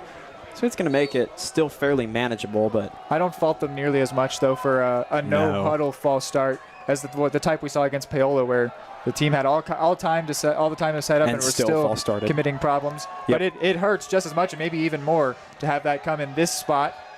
2nd and 8 now. The clock running down to 45 seconds. Duncan in motion. It's a keeper for Carnegie. He wants to throw. He's throwing towards Duncan at the 10, and it falls incomplete. I think Duncan misread it a little bit. He was trying to bring it in over the top of his head. It was a tough catch to try and make there. Fell incomplete right at the 7-yard line. That does stop the clock. Well, I think the plan was initially for him to kind of track it over the shoulder, but he looked up and realized there was a Bishop Miege defender literally just standing flat-footed waiting for the ball, so he kind of had to go up and play defensive back just to prevent it from being an interception. And now Cy Thomas takes the field. Carnegie comes out. 3rd and 8, 40 seconds before halftime. Thomas has returned. He was hurt last offensive drive for the Cardinals. Did not go in on defense. Now he is out there for the offense at QB, and he's going to keep this one, and he's fighting for everything he can get. I think it's 6 yards. It's going to be 4th and short, and the clock is running. Cards have 1 timeout remaining. What does Drew Steffen want to do here? Looks like he used it. The timeout is taken by Eudora with 29 seconds on the clock. I don't know if it couldn't be field goal range. The 35 would be it's pretty a long. lot to ask of done back. It is a nice day tonight for whatever that is worth, but I think that's a 50-plus yard field goal. They're going to want to try and keep the offense out there if they can. Yeah, we know Dunback plenty capable from over 40, but from the 35, I believe that would be a 52-yard field goal, which is just a long ways. So that is the final Cardinals timeout. And it's also 4th down here. They're sort of going to be going for broke. And a reminder how quick this Miege offense is. And they have 3 timeouts. Right. Any amount of time is too much. Is too much time to give them. Yeah, very much so.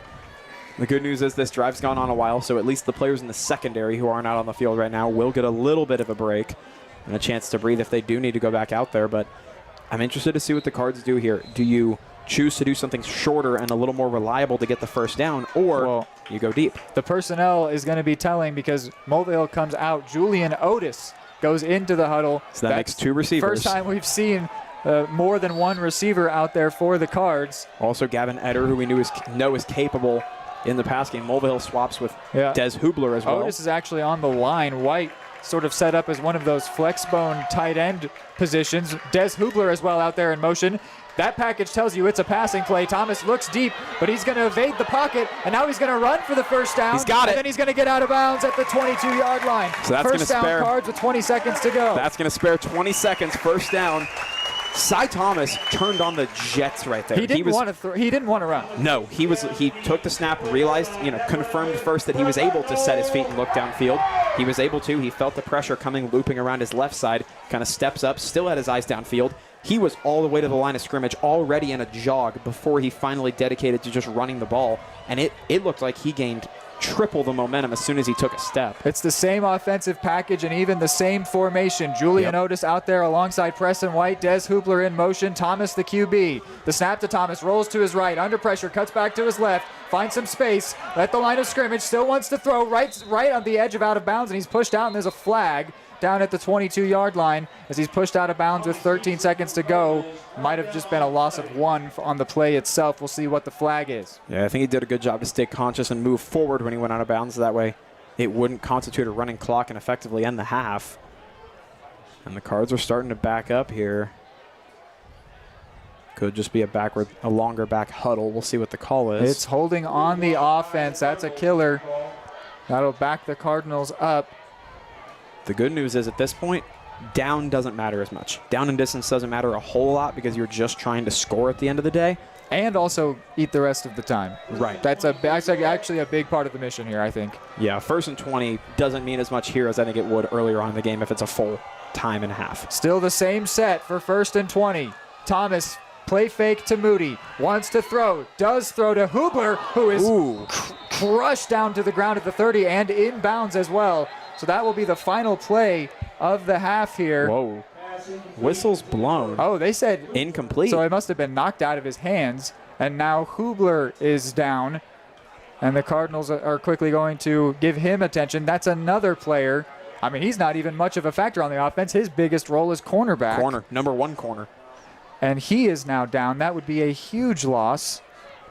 3 seconds to go before halftime. The Cardinals will have one more shot at this after the ball was knocked out of his hands. But after Thomas was hurt earlier, thankfully he's returned. And now it's Des Hubler down. He got hit right in like the torso, and it basically looked like he was folded in half when he went to the ground. And he's stayed down. So I guess we can go ahead and take a break and come back with some more information. More time before you wake up in the wild. Our natural world needs us now. Step by step, side by side, together, we can find a way to ensure that all life on Earth can thrive. To learn more about how you can help protect and conserve nature, visit nature.org. At Fort Scott Community College, we understand that a scary part of figuring out your future isn't only answering the question, what should I do? So after some attention was given to Hubler, he's now coming off under his own power, which is good to see. And Caden Dunback has been sent out there for what will be a 48-yard field goal attempt. And before he gets to take it, Miege will attempt to go ahead and ice him.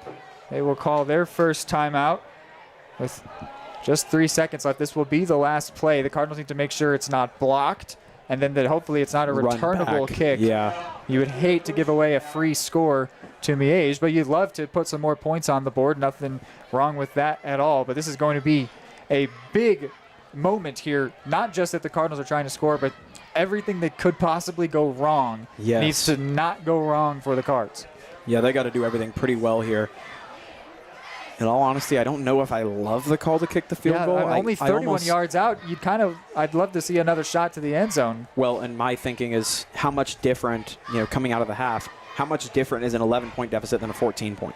Whereas if you're able to take a shot at the end zone and erase that down to just 7. I think at this point, points are points, but I don't know if this is actually going to result in points. Miege do not have anyone below the uprights. They've only got some players at the 20-yard line, which is about 10 yards behind the line of scrimmage.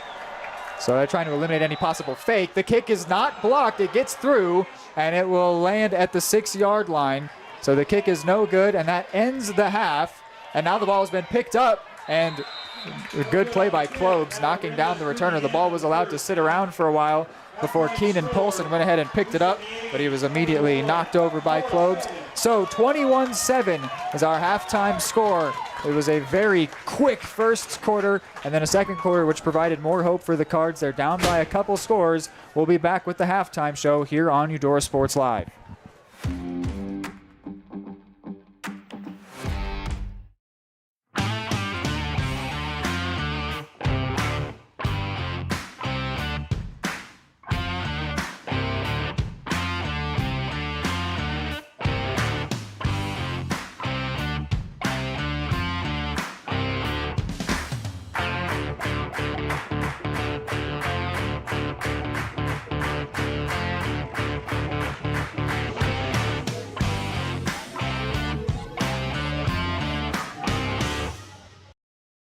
Are you looking for a trusted partner in pet care? Look no further than Eudora Animal Hospital, proudly serving Eudora and the surrounding area since 1975. Eudora Animal Hospital offers a wide range of services, including wellness exams, surgeries, routine vaccinations, and emergency care. I just want to thank everybody in the community for trusting us with the care of their animals, and go Dogs! Schedule an appointment by calling 785-542-3265 or visit eudoravet.com. At Fort Scott Community College, we understand that a scary part of figuring out your future isn't only answering the question, what should I do, but where do I belong? Maybe you belong here, studying animal science or learning about farm and ranch management. Maybe you belong here as part of Hounds Hoops on the hardwood. I don't know where you've been or where you're headed, but I know we're saving a spot for you because you belong at Fort Scott Community College. One more time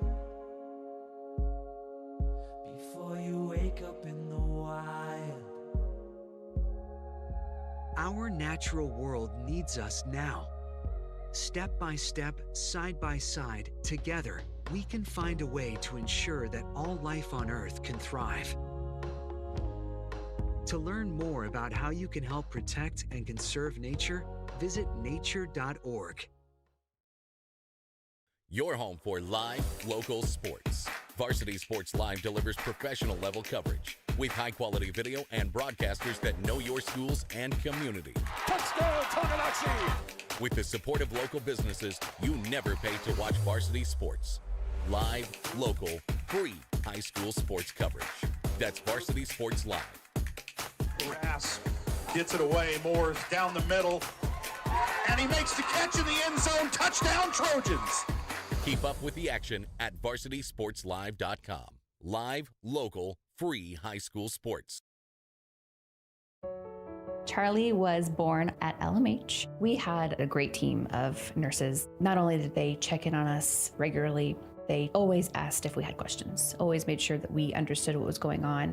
I cannot say enough wonderful things about the labor and delivery, family birthing, and mother baby care team at LMH Health. We had to put our entire trust into their hands, and just everyone was so friendly and so supportive.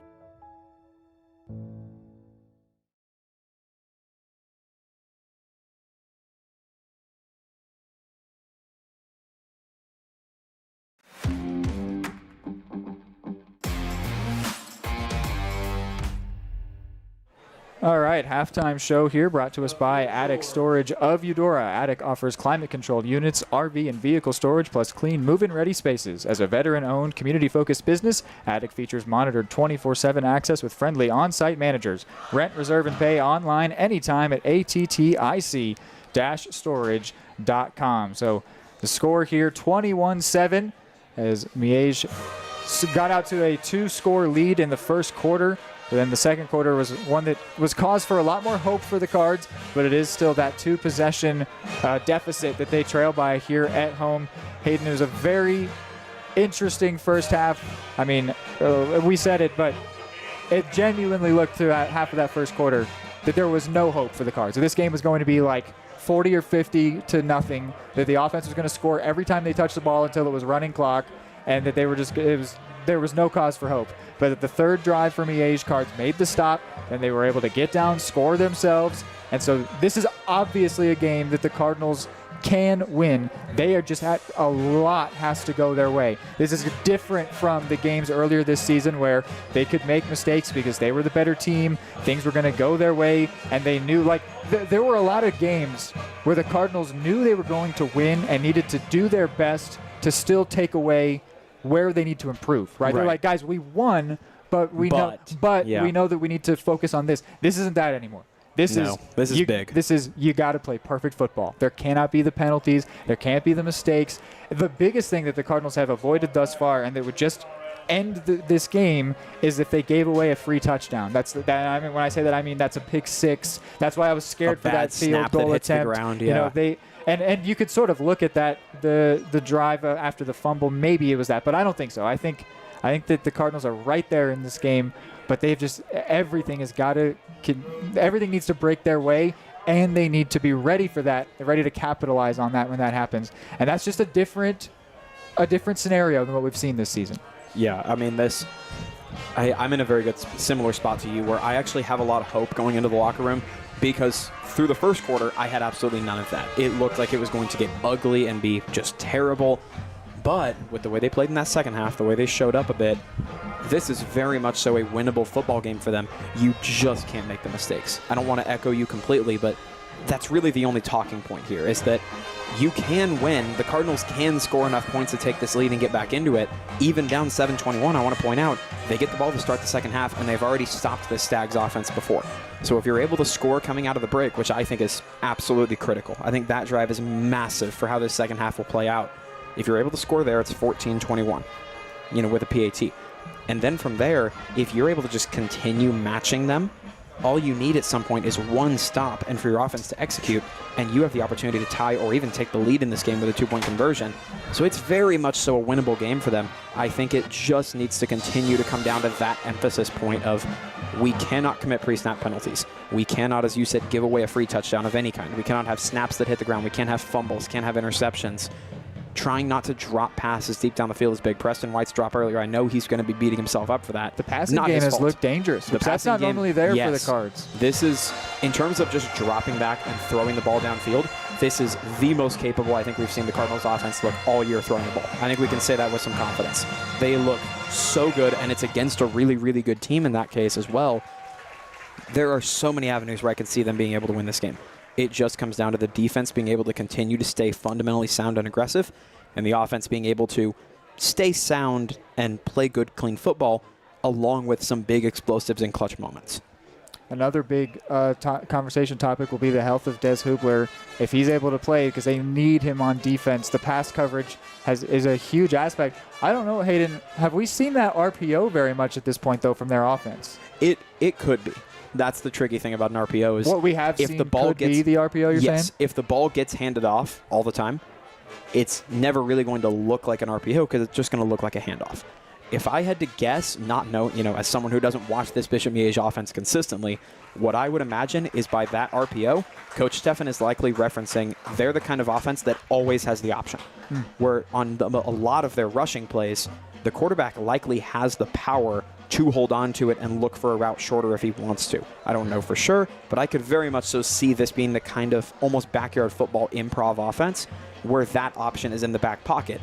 It could be that the Cards defense has just been good enough in coverage that they haven't tried it yet. There hasn't been this gaping hole over the middle of the field where the quarterback has been able to throw and complete those RPOs, or they're just running the ball a lot because they think it's their strongest option. Early on it was. We will go ahead and take a first break here on the halftime show. We'll give a little bit more analysis. We're about 8 minutes away from second half kick. Keep it here on Eudora Sports Live. At Kansas Insurance, we know one size doesn't fit all. In fact, our whole mindset is based on customized policies for you and your families. We're local, and we do what we do because we care about you. Think of us as brokers for your insurance needs. Working with Kansas Insurance gets you the award-winning service and attention to detail that only an independent agency can provide. All across Kansas, we're here to help you manage and plan for all types of risk. Contact a local agent today. Kansas Insurance. Local, independent, service. Everybody can make something because I think everyone has a spark of creativity, and the reason that I have to keep making is because I don't think my life would be as fulfilling without it. If you make things yourself, that means you're not cowering in fear. You're out there taking chances. That, I think, is my way of saying I love you to the world. All right, now I want to hear why you make. Share your own Why I Make story today. Visit whyimake.org.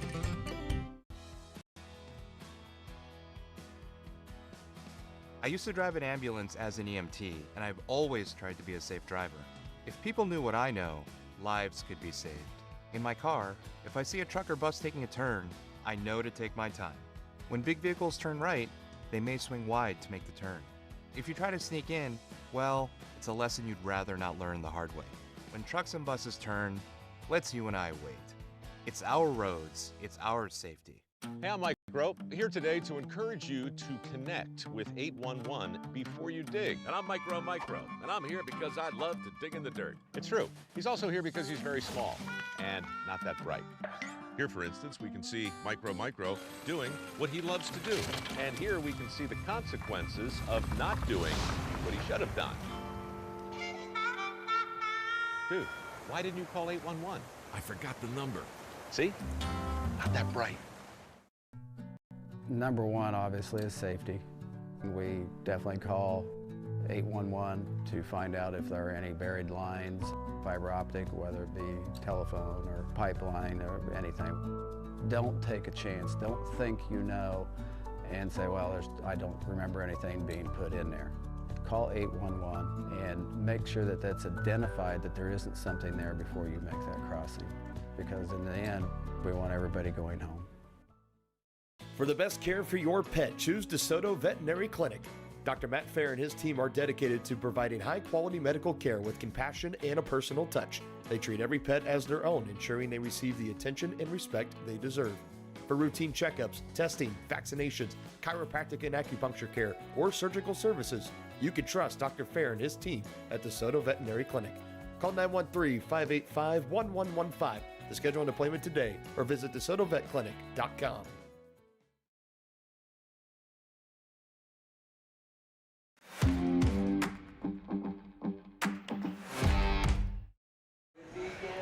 Back here on the halftime show. And yeah, it's we mentioned on the pregame show, it's a different feel here for the Cards than just a normal game day, than just a normal playoff game. It is a pink out here in honor of the wife of one of the coaches for the Cards, the offensive coordinator, Coach Tharp, Coach Jason Tharp, the assistant head coach, offensive coordinator, lost his wife, Sarah Tharp. It was in a car crash that she passed away. Her favorite color is pink, and so that has led to the pink out here. It is all the way, it's on the team as well. Everyone is wearing pink socks, pink sleeves. There is pink everywhere here. The support from the Eudora community has been amazing. And yeah, just it's a different feel here for this Cardinals team. And that, to relate it to the game, I do think that could give them an extra level in this game. And we've seen the offense executing at a very high level. It's tough, though. They're doing that without their offensive coordinator. And it's things so much bigger than football. It's so weird to try and relate it to a game of high school football. But we've seen it, though. I mean, moments like this can impact the team. They can impact the team a big way. They want to fight to get more games for Coach Tharp. Absolutely. So he can be back with the team. And, yeah, so it's a different feel here for the Cards. But this Bishop Miege team, they're not interested in sentimental value. They are a fantastic football team. They are tough for the Cards to get the better of here. And so it's just, I mean, are there adjustments you're looking at for this second half for the Cards? How did they deal with the up-tempo offense? Really the way they kind of didn't. I mean, I think stopping them on that fourth down was big.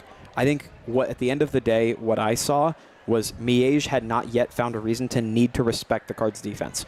So early on, they were willing to just push them backwards over and over because they didn't necessarily feel a ton of, this team is capable of stopping us and we're going to treat them that way.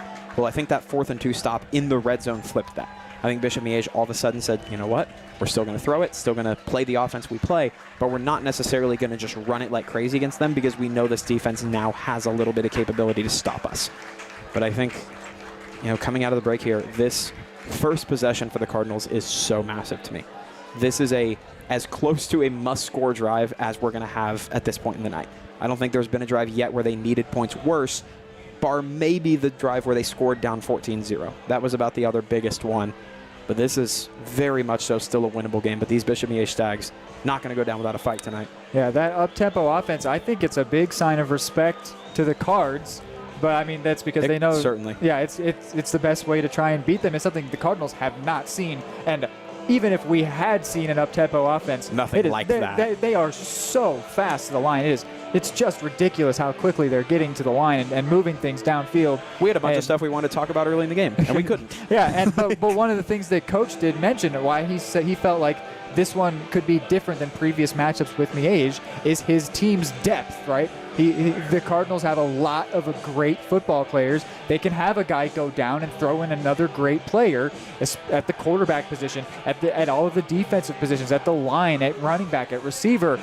But I think Miege saw that. Head coach John Holmes, he's been there for a long time. He's had some comfortable wins over Eudora where he scored more than 50 points and shut out the offense. And he's also seen that 26-33 game. He knows what Coach Steffen's capable of, what Eudora are capable of. I bet he saw that depth and said, we cannot let them make substitutions. We're gonna have to face their number ones, but we're gonna face their number ones tired. And that is it's a respect to the Cards, and it's something they're gonna have to just try and deal with here. And that is so tough to do. It's not at all going to be easy for them to just go ahead and deal with this fantastic offense, not letting you catch your breath. But you can also frame it, this offense, sure, they've practiced it. They're also not getting to catch their breath. Right. There are positives there. It's not all it's negative, not pure doom and gloom. Glass half full, glass half empty. There are positives there, and the Cards need to try and capitalize on that. And we've seen some of that. They've applied pressure in the backfield. They have made stops. They forced that 3 and out. They had the turnover on downs. This Cardinals defense is here tonight. They're here to play. But, yeah, it's not going to be easy. No, it's going to take a challenge. I cannot mention enough. I feel optimistic. I have a very high level of optimism for how this second half can go. But certainly, it's going to be a battle, man. The game we are getting to call right here, I'm so excited to see how the rest of this transpires. And I think you're right that this Cards team is going to play different tonight. In lieu of this night really honoring Sarah Tharp is largely what this night is. They are playing for her and for Coach Tharp and his family without a doubt here. They're playing with everything they've got, and I think we're going to see 2 quarters more of it. I'm thrilled. We've got one last break to take here. When we're back, it will be second half action as the teams are out here. They are warming back up for the second half. There will be more playoff football here from Eudora, Kansas when we're back. Are you looking for a trusted partner in pet care? Look no further than Eudora Animal Hospital, proudly serving Eudora and the surrounding area since 1975. Eudora Animal Hospital offers a wide range of services, including wellness exams, surgeries, routine vaccinations, and emergency care. I just want to thank everybody in the community for trusting us with the care of their animals, and go Cards! Schedule an appointment by calling 785-542-3265 or visit eudoravet.com.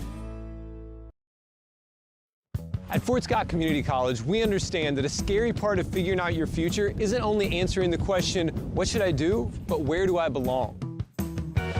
Maybe you belong here, preparing for a career in healthcare as part of Fort Scott Community College's nursing program.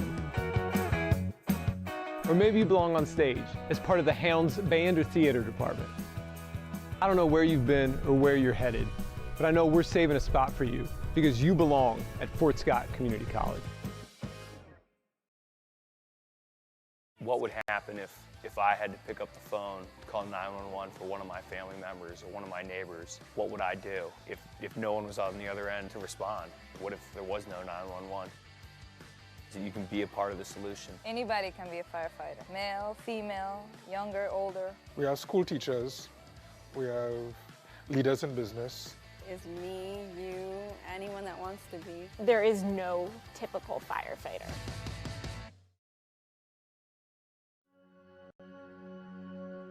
All across the country, people are coming together to speed up what we can learn about health. The All of Us Research Program is calling on 1 million people to join us as we try to change the future of health. For your family, for future generations, for all of us. Visit joinallofus.org and find out how you can become 1 in a million.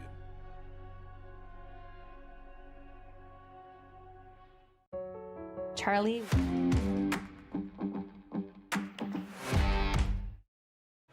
All right, back in here for the beginning of the second half of this game. The Cardinals will receive this opening kick, and one of the return men for the Cards is Des Hubler. Great to see number 2 back out there on the field.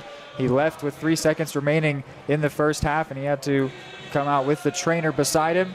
He is back out there for the second half. He's going to fight through it, and he is deep to return along with Preston White. Cards have had decent special teams returns thus far. Every drive has started around the 30, if it was a drive beginning with them receiving a kick. Sure. And so that is, at least the hope is a minimum 30-yard line to start, maybe more than that. That could be a big way to set the tone for the second half and also make the job easier for the offense, because it feels like every first down they're getting them, but it's so much work to get each first down. So if you can reduce that number of the amount of work they have to do, it could be massive here on this kick. It will come off the foot of Will Scalali. He Line kicks this drive, low one down. kick. It bounces at the 15. No one's touched it yet for the Cards. Still no one touched it up. Hubler now picks it up at the 10. A lot of players on him, and he's going to be knocked down at the 12-yard line. Cardinals waited around to pick that ball up and invited the pressure of the special teams unit for Miege. So not a favorable starting position for the Cards here on their first drive of the second half, which is going to be big for setting the tone. No, it certainly applies pressure on them, and they are going to have to make a statement here. I cannot emphasize enough. We talked about it a lot. You know what I'm going to say. This is critical. They have to do well on this drive. No ifs, ands, or buts about it. Because even if you don't do well and you get a stop the next drive, you're relying on the defense to do a lot of work for you. And I noticed Moody and Duncan both lined up to the sides of Cy Thomas here at QB. Here's the first play. Thomas hands it off to Duncan. Duncan fights for the first down, and he got it. The chains will immediately move. He's down at the 25-yard line or so. And he immediately flips the field, and there is something so satisfyingly unorthodox about the way Keelan Duncan runs the football. He does such a good job. However it is he runs, it is so tricky for defenses to get their hands on him. He almost always goes through the first level of the defense without a problem. Part of me thinks it's just teams being so committed to Grayson Moody's run style that Keelan Duncan is able to get a nice change of pace. 1st and 10 at the 25. And it's going to be a give here. Duncan again ahead of steam, and he's got another first down. Duncan, both times he's touched the ball thus far, picked up more than 10 yards and moved the chains. The Cards are already at a very nice position on the field, still there in their own territory. And another big offensive tendency I'm picking up immediately. Devin Davis has not been run straight at yet. The Cards are being very conscious outside to kind runs. of throw him off. They're going outside. They're having misdirection runs towards him to throw him off. They are doing all they can to keep him from wrecking plays early here. Now at the 38, another 1st and 10. Mulvihill in motion, and Thomas wants to throw. No, he's going to keep it himself and runs head down, gets a yard or two before being stopped. And one of the defensive linemen for Miege jumps up on top of him. And some Cardinals fans were, maybe wanting a flag to come in. It won't. This would be a gain of a couple yards on the keeper. So Cards doing a really good job to move the ball here. It's going to be spotted just shy of the 40. That will be the official spot. Sitting right around the line marker. I love the pace on offense so far. Grayson Moody hasn't even gotten a carry yet, and the Cards have already established the run very well, which just leaves that many more doors open to continue to move the ball with effectiveness. So now the 2nd and 8 at the 40. Thomas hands it off. This is Duncan again. Duncan with the head of steam to the right side and brought down at the 45. Third and very manageable. And after having not much besides 1 or 2 carries and a big catch, Keelan Duncan is now the focal point so far for the Cards to start off this second half. And also worth mentioning, Bishop Miege's defensive front has continued to be packed very dense right close to the line of scrimmage. So they are nearly selling out to stop the run, and yet this Cards front is running right at them, and running right at them very well here early on, Reed. Yeah, Moody's been very effective in this game, but maybe one of the adjustments was let's get it to Key more. He's a dangerous player with the ball in his hands, so effective, especially last week against Paola. Coach clearly loves him too. Yeah, and now it's 3rd and 2 here. Mulvihill in motion. It's a give to Moody, and he's got the first, and he's into Miege territory down at the 49. That's one thing for sure Moody's been good for, is if you need any given amount of yards to get a first on 3rd down, he'll get it. He will fight for everything that he is worth to get that amount of yards plus 1. Yep. Yeah, and what a perfect change of pace as well. Right when the defense might finally be starting to realize, hey, they're running to 21 a lot. Let's pay attention to 21. Nope, 4 once again. Man, loving this Cards offensive approach so far, Reed. Yeah, they've had no problem getting a few first downs, but it's continuing the drive that's been a struggle. They'll have to do that here. Thomas takes this one. It's a fake to Duncan. He keeps it, and then he's knocked down in the backfield. He was trying to fight for every little yard he could find, and he's brought down about a yard behind the line of scrimmage. Yeah, I don't love going backwards at all. I know the keepers, Desai, have been effective throughout the season, but this Miege defensive line is so disciplined between the gaps. They're not letting a lot of room open up. That chaos at the first level is really where Cy tends to thrive when he runs the ball. I'd be very much in favor of just continuing to ground and pound with Moody and Duncan because they've been so good at it thus far.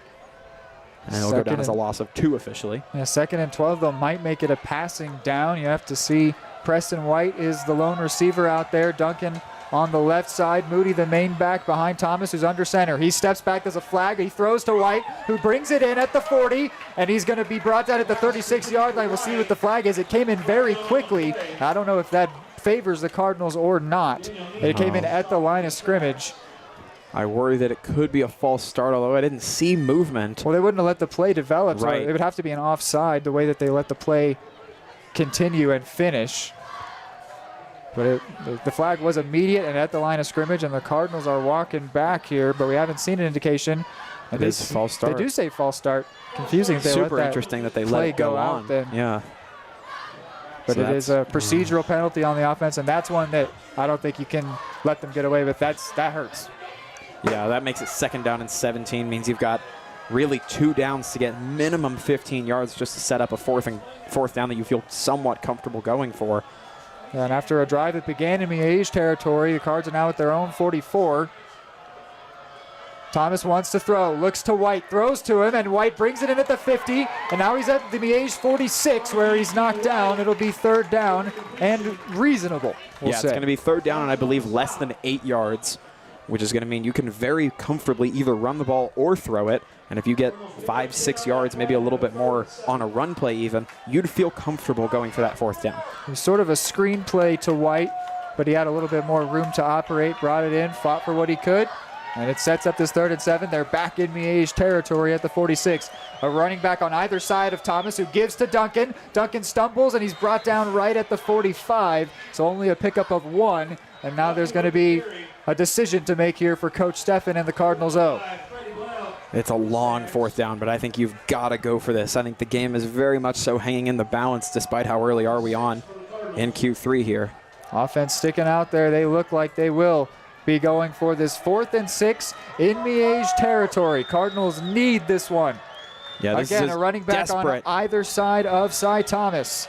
Thomas wants to throw, and the flag comes in immediately, and the play is blown dead here. Keelan Duncan was starting to lean forward before he took a step, and I think that's what they're going to get him on. Yeah, they say false start on the O. So 4th and 6 becomes 4th and 11, and this decision has to be made all over again for the Cards. And it looks like, at least for the time being, the offense want to stay out there. Yeah, it looks like Coach Steffen is not contemplating whether to go for it or not, more so just trying to find a play call he likes. And Cy Thomas will go back out. Reed, this feels within Cardinal Arena the heaviest it's felt all night. This is at least from the game standpoint. A big call here.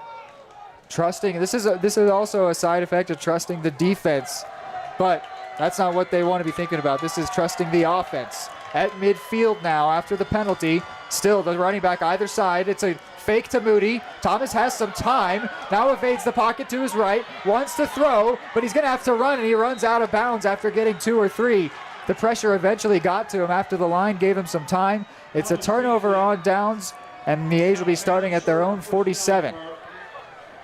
And this is going to be a really critical juncture for the defense now that you did not get points out of that first drive. How you execute here defensively is going to be massive. If Miege is able to score, they're going to go up to a point where they would feel not only comfortable, but very comfortable.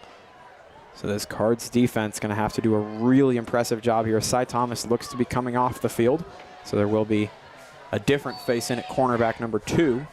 Yeah, giving him a breather on 1st and 10 here for Miege, and it's going to be a give to the back, George. George to the left side has 10. Head of steam and goes out after picking up 13 or so. And he's continuing to march down the field. Bishop Miege is going to, if I had to guess, try really hard to run the ball and emphasize moving some clock. We know they're capable of throwing it, but if I were them, I'd just be trying to continue to move the ball on the ground, not only to grind clock, but also wear down this Cardinals defense if they can. And Cole rolling to his right, strong side, couple receivers over there, still rolling, and ends up running out of bounds. He lunged the ball forward, maybe got 1 or 2 on that one. Cardinals D-line got to him quick, and the coverage was also effective there to force a 1st down minimal gain. They're going to place it. Actually, they called that one a loss. Yeah, lost a couple of yards. He'll be back from the 42 to the 44. Cards defense, a nice job to force Cole out of bounds right there. 3 to his left side, but he's going to fake it to the running back. Throws one-on-one coverage. The DB is Etter there, and the throw is a little bit offline, falls to the ground, incomplete. Good coverage as well by Gavin Etter. So Etter did a really good job to stay with him, make the catch point contested, but also a little bit fortunate that Cole wasn't able to put that ball exactly where he wanted it, because a better spot could have very well meant a completed catch right there. But it's 3rd down and 12. Cards do have a shot to get a quick 3 and out and get themselves off the field here after their own turnover. 5 wide for Miege on 3rd and 12. Empty backfield. It's just Cole all by himself.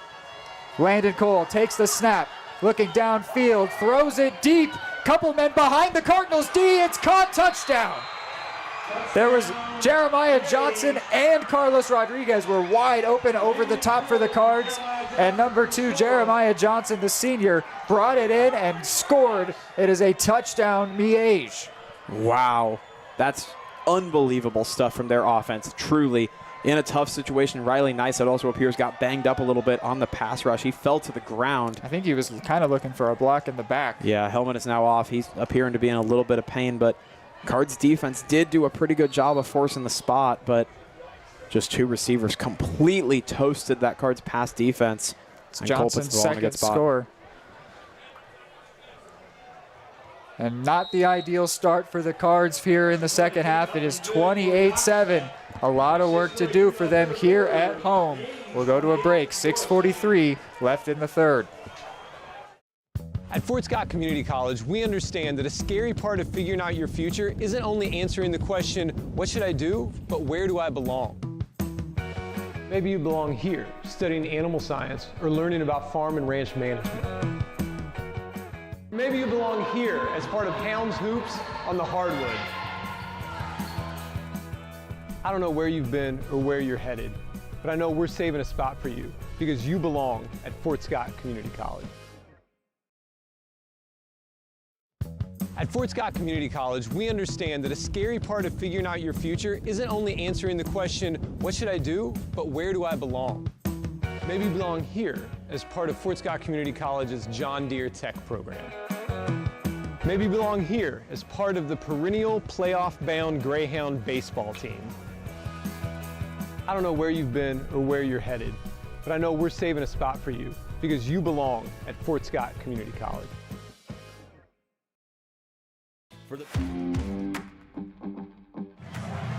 It's a score that feels like it could be a breaking point in this game where it becomes 28-7 to Miege. The kickoff deep here will be brought in by Hubler this time at the 15, now at the 20 to the left side, stays on his feet after contact to the 25, still going and brought down at the 30.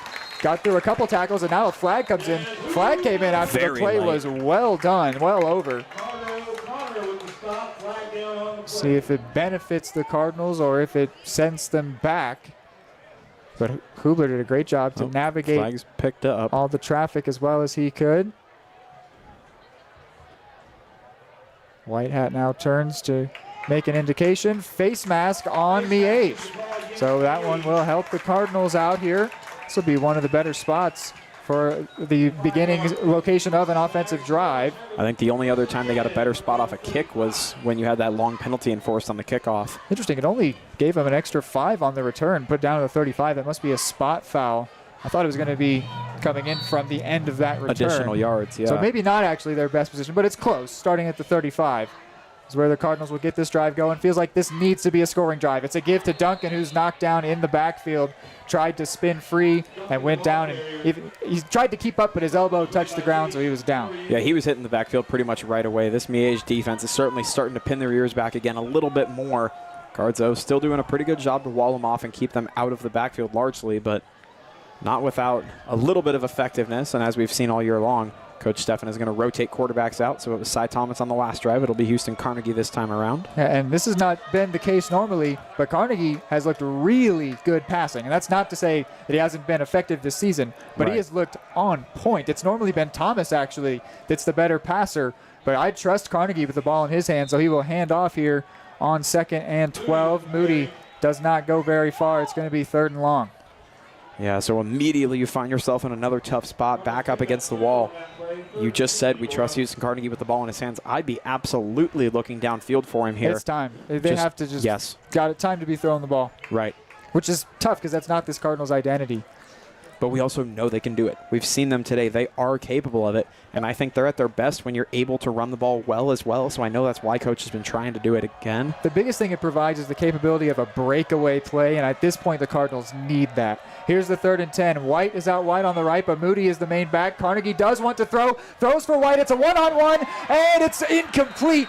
White went up for it, but he was battling with C.J. Hess, who got a hand to it, knocked it out at the 30, or actually just knocked it to the ground at the 30-yard line, and the Cardinals punting team will have to go out there on 4th and 10. Yeah, so it's going to be...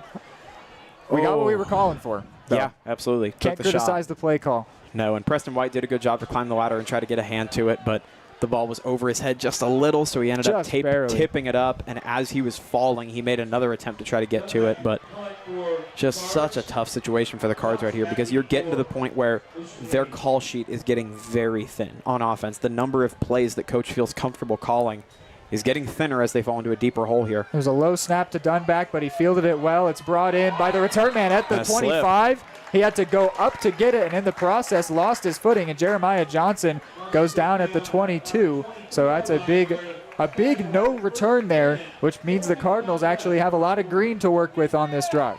I noticed Riley Nice is out there in the fold on the defensive line as he was on the last drive.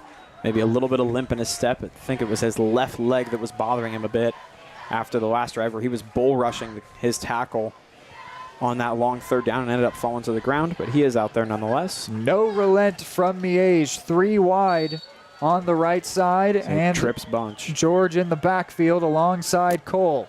Also a tight end on the left side of the play. Cole takes it, hands it off to George.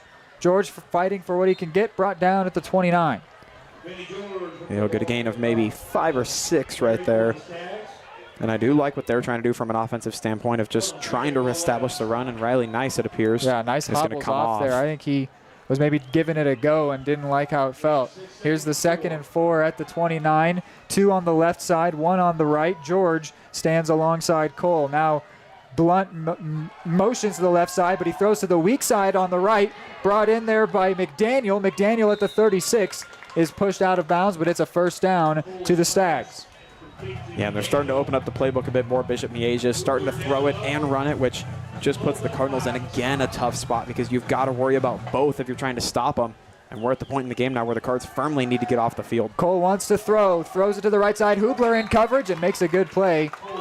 Vinny George was the receiver, and Hubler was able to get a hand to it and force an incompletion. About a 6-inch and maybe 30-pound difference in size, and Des Hubler nonetheless gets a hand to it and breaks it up. He's been so strong and so good to see him still playing well despite taking a little bit of damage earlier on in the game. 2nd and 10, the clock stopped. Couple of players in the backfield this time alongside Cole.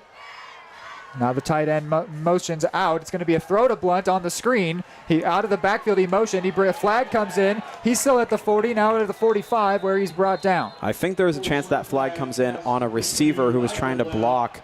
Kind of held onto his receiver and ended up blocking Colton Bowser from being able to get over to make the tackle as he wanted to. Marks made the stop. Let's see what the flag is. A couple Cardinals fans were appealing. I do think it's probably going to be against the receiver who was blocking for Blunt on the Miege side. Colton Bowser appealing it, the one who got blocked. Miege, I mean, clearly the game situation has almost no determination on how they want to play. They want to throw the ball. Yeah. They're sending out wide, and then even that time, we see 2 bodies in the backfield. Well, one of them's a tight end. He motions out wide for a screen play, and he gets the ball. They want to throw. There's nothing else that they want to do more than throw this football. The score does not matter. The time left does not matter. And here is Cole dropping back again. He's going to launch it for a one-on-one. Hubler has his hands on the man and knocks it incomplete. Jaden McDaniel was the intended target. And no flags fly. Yeah, Hubler maybe got away with one there a little bit, had his hand on the shoulder early, but it is good coverage in the end, 3rd and 20 now. Yeah, Des Hubler did a really good job, and I'm impressed with that situation, that series in particular, because he was targeted multiple times, also had to be the one tackling receivers already on this drive. And he's done a pretty good job at that, but Cards defense now in a position, they have been a lot of this series. This is a pass play. Pin your ears back. Go get the passer. A sack or a sack fumble here would be huge. A big moment that's different from a lot of things we've seen. 3rd and 20 here with Miege kind of backed up to some extent. This is a big moment for this Cards defense. Cole under pressure from Nice. Rolling out to the right at the 20. He throws it, has a man. It's incomplete. Oh, and Des Hubler was sitting right there where the ball went by and almost had a shot to pick it off. There are no flags. It is 4th and 20. The Cards will force the punt. Beautifully done by their defense right there in a spot where they needed it so badly. You just got to get the offense going. The defense is making playing really some well. stops. Yeah. And I mean, of course, they've also allowed 28, but this Miege team is so dangerous looking. I think that's you can allow them that. You Cards just got to get some offense going. Yeah, they just got to get some points of their own. I mean, you can't simply can't be 3 quarters through this game with only 7 points on the board to beat a team like Bishop Miege. Hubler back deep to receive the punt. High punt. But it's going to bounce at the 40 and be fielded by Duncan. Keelan Duncan at the 40, at the 30. Oh, my goodness! At the 20, the 10, the 5, touchdown! Keelan Duncan! That is huge! Wow! That took no time whatsoever. You could tell Keelan Duncan was going to block, and as the ball came his way, he almost signaled to the guys around him, hey, give me a block. He grabbed it, took off on the run. He had to shake off Bishop Miege defenders going down this near sideline to us, hanging off his shoulder pads, tiptoeing down the sideline, and he shook them off and run straight downfield. Keelan Duncan's mad touchdown streak in the postseason continues here, and the Cards instantly flipped the momentum here in Cardinal Arena, Reed. And he was there as a blocker. He was not the return man. No. Hubler was supposed to be the return man, but the short punt bounced, and Duncan fielded it at the 50. It's a 50-yard return, and then there's also a penalty against Miege after the play. Cage Crable right here trying to hype everyone up more. Man, we talked about last year how much Keelan Duncan seemed to shine in big moments. He may have single-handedly just rescued the Cards' momentum here in the third quarter. This game is not over. Dunback out there for the PAT. High snap, but fielded well by Carnegie. Kick up and good. 14-28. The Cardinals are right there. We were saying the offense needed to score. Hey, special teams can do it too. 14-28. We'll go ahead and keep you here after that one. The Cards have brought it back within a couple scores. They were here before, so now it turns back to the defense. The Cardinals offense is saying, please keep doing what you're doing. It's actually a lot of the same guys, but they want to keep doing what they're doing, get their offense back out on the field, and they could try and make this a one-possession game. We could maybe even pray for a defensive score. That would be unbelievable for the Cards. They need something like that, and they just got something like that. But, man, if they could get one more thing of that magnitude to break their way, they are right there in this game. And Reed, there's something else I want to bring up that I don't want to get lost here. On that 3rd down and 20, Riley Nice, who had been banged up and actually came off the field, got pressure on his man on the left side, fairly won his rep, and forced Cole off his spot to the incompletion. Yeah. That punt does not happen in all likelihood if Riley Nice, who is injured right now, doesn't get a phenomenal rep and force Cole to roll out and throw that ball away. So Dunback will now be kicking off from the Miege 45. I've said this before. How do you not onside here? You're in their territory, but they're gonna have Dunback kick this one deep from the 45. He will try and put it out for a touchback. That's exactly what he does. No complaints there. That puts Miege right back where they just were, and that was a very good position. Yeah, a very good situation for the Cardinals, so no complaints with how that one played out. But, I mean, how do you not onside that? Anyway, we'll let it go. But you're in their territory. We'll have a conversation about that later, I'm sure. Anyway. Goodness, the Cards just don't want to quit. I'm legitimately speechless about how they executed that. That was pure heart from the Cards on that defensive series and the punt. Let's run it back. 1st and 10 at the 20. Run it back just like Keelan did. Completion to Rodriguez at the 25, and he's pushed out at the 30 by Duncan. Either it'll move the chains or set up a 2nd and inches. Now it does move the chains. I will move the chains. I see Cy Thomas out there at corner at the moment, and the other one on the field does appear to be Gavin Eder. Yep. So Eder has been in on both consecutive series. Last drive, no complaints. But instead of Hubler being swapped out, this time it's Cy Thomas. And this time it's a handoff up the middle to George, and he's going to go nowhere. A couple players bring him down. Klobes in there, go lay him down. This Cards defense is not only making stops, they look formidable. They look legitimately difficult for Bishop Miege to move the ball against right now. They got that quick 1st down on the screen pass, but the main thing I'm seeing is the Cardinals are not missing tackles in the open field. At minimum, somebody is getting their hands on the runner long enough to wait for reinforcements to arrive. Cards defense is on fire here today in the 3rd quarter. 2nd and 8, only 2 wide this time for Miege. It's going to be a keeper, though, for Cole, who screens it to Blunt, and Blunt is upended by Bowser in the backfield. Wow! Upended quite truly. Blunt got that catch, and Bowser came flying in. Before Blunt could even take a 2nd step, his ankles were completely swept out from underneath him on a risky dive by Colton Bowser, because if you miss the dive, he's got green grass in front of him. One of the senior captains of this team, Colton Bowser, makes a fantastic play to set up 3rd and 11. If there was ever a passing down, It's 5 wide here for Miege. They're going to throw this ball. Cole takes the snap. He wants to get off under pressure from Nice, and it's going to go out at the 40. It's close to the first down marker, but I think he's short. He is. So it's going to be 4th down and less than a foot here. That was a big play there, though, to find the tight end. Turn what would have been 4th and a mile into 4th and close. And Eudora again, Cardinal Arena erupting here. And again, Miege immediately to the line, still 5 wide on 4th and 1. The Cards putting some bodies in the box. Mark's in there. Nice as well. Clobes is having to play in coverage. Miege still getting the play call from their side of the field. I wonder if they might call a timeout here. Worth noting, Schreiner has not backed off very far here, and the timeout is going to be called with a second left. They let the play clock run down. They were just seeing if the Cardinals would jump and give them a free first down. Credit to them, they did not. So they take their first timeout. We'll go ahead and keep it here. And I think I'm actually going to take this one to get in our presenting sponsors. I don't think I'll have any chance during the game with how quick this thing is going. Right. So this whole broadcast and everything we do here at Eudora Sports Live is presented by Kansas Insurance. Kansas Insurance believes in taking time to issue personal care and attention to each individual client. To see how Kansas Insurance can help you protect what matters most, call 913-369-6600. Proudly bringing Eudora Sports Live to Cardinals fans everywhere. Thank you so much to everyone tuning in here for this audio-only broadcast. It's been a different setup for Hayden and myself, and I'm kind of liking it. I mean, it's weird too. I wish we had instant replays, things like that, but it's a very different feel. Feels like we're on the radio, you know.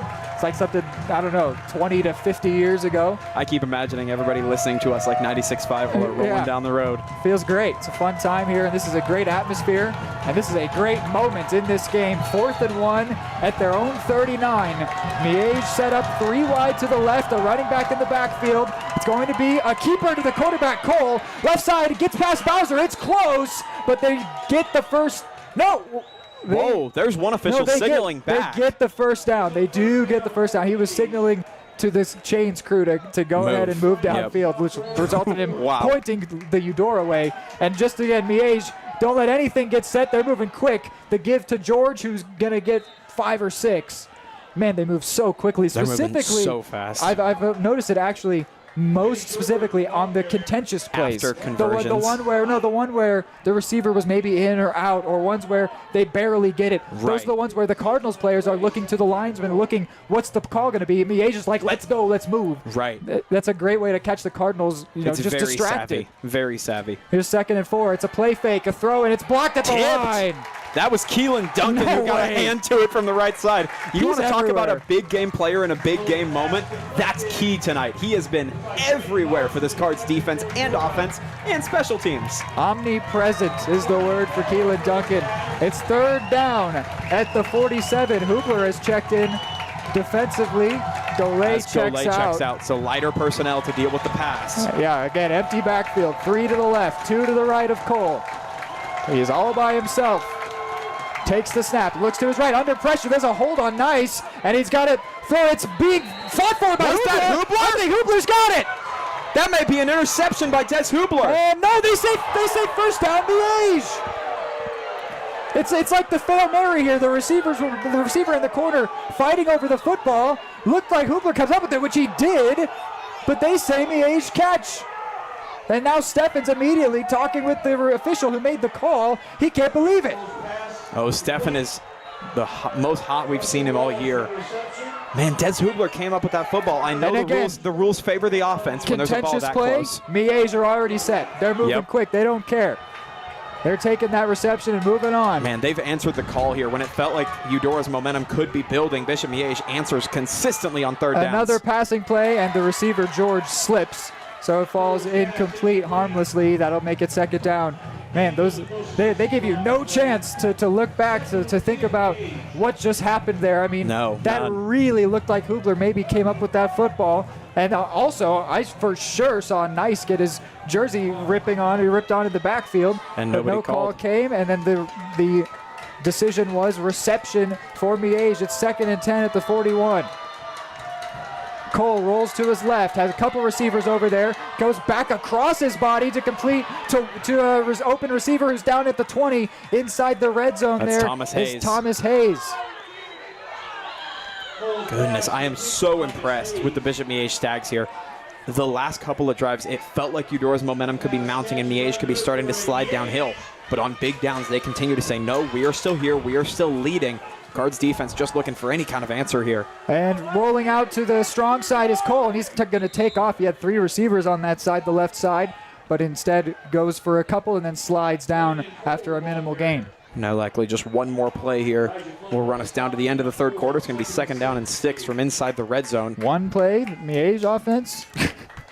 Don't limit them. True enough. 2nd and 6 at the 14. 3 receivers to the left side. It's going to be a give this time to George, who up the middle, and he's got the first down, and that's where he'll be stopped around the 8-yard line. And you want to guess who was there to help rally and Actually, tackle? Keelan Duncan, short. yeah, got to him, keep him short of the first. It's 3rd and 1. So this is the third down of this drive. You were commenting there on Keelan Duncan being everywhere. Absolutely, yeah. And you were also right. It was just one more play for Miege. So they will go to the other side. It'll be 3rd and 1 at the 9-yard line as we go to the 4th quarter. The Cards within 2 scores. Feels like they're right there, but their defense has to make a stop.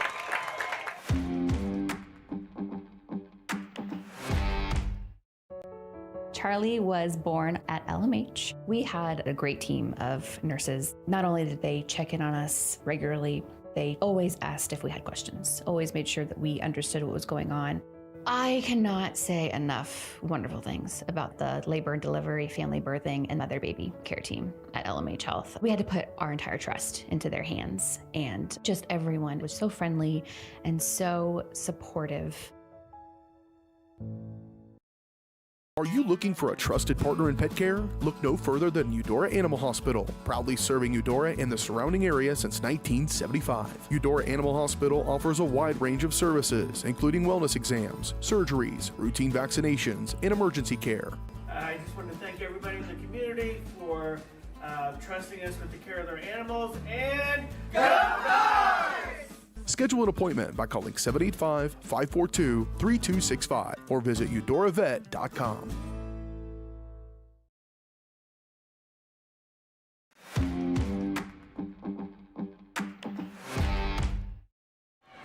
Fourth quarter here, 3rd and 1 for Miege.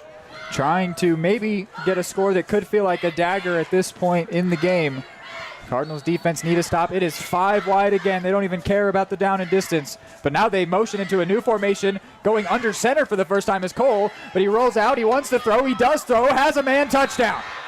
Wow. That was a so beautifully drawn up. Completely different play there from Miege than anything we've seen. I don't even know how many times we've seen Cole under center at all. And he went in, rolled out, and had a man wide open at the back of the end zone. Looked to me like it was number 81. That would be Peter Blunt. Maybe it was Wesley Walsh then. Well, then we just haven't seen that at all. We haven't seen under center play action boots like that at all from them today. And you can tell it completely caught the Cards defense off guard, and Bishop Miege pulls a good play at a perfect time to extend their lead in the 4th. That could be a little too much to overcome for this Cardinals team. I wouldn't count them out, but it certainly seems like that could be it feels darker now. That could be the point that's just too much at this point. The kick is up and through.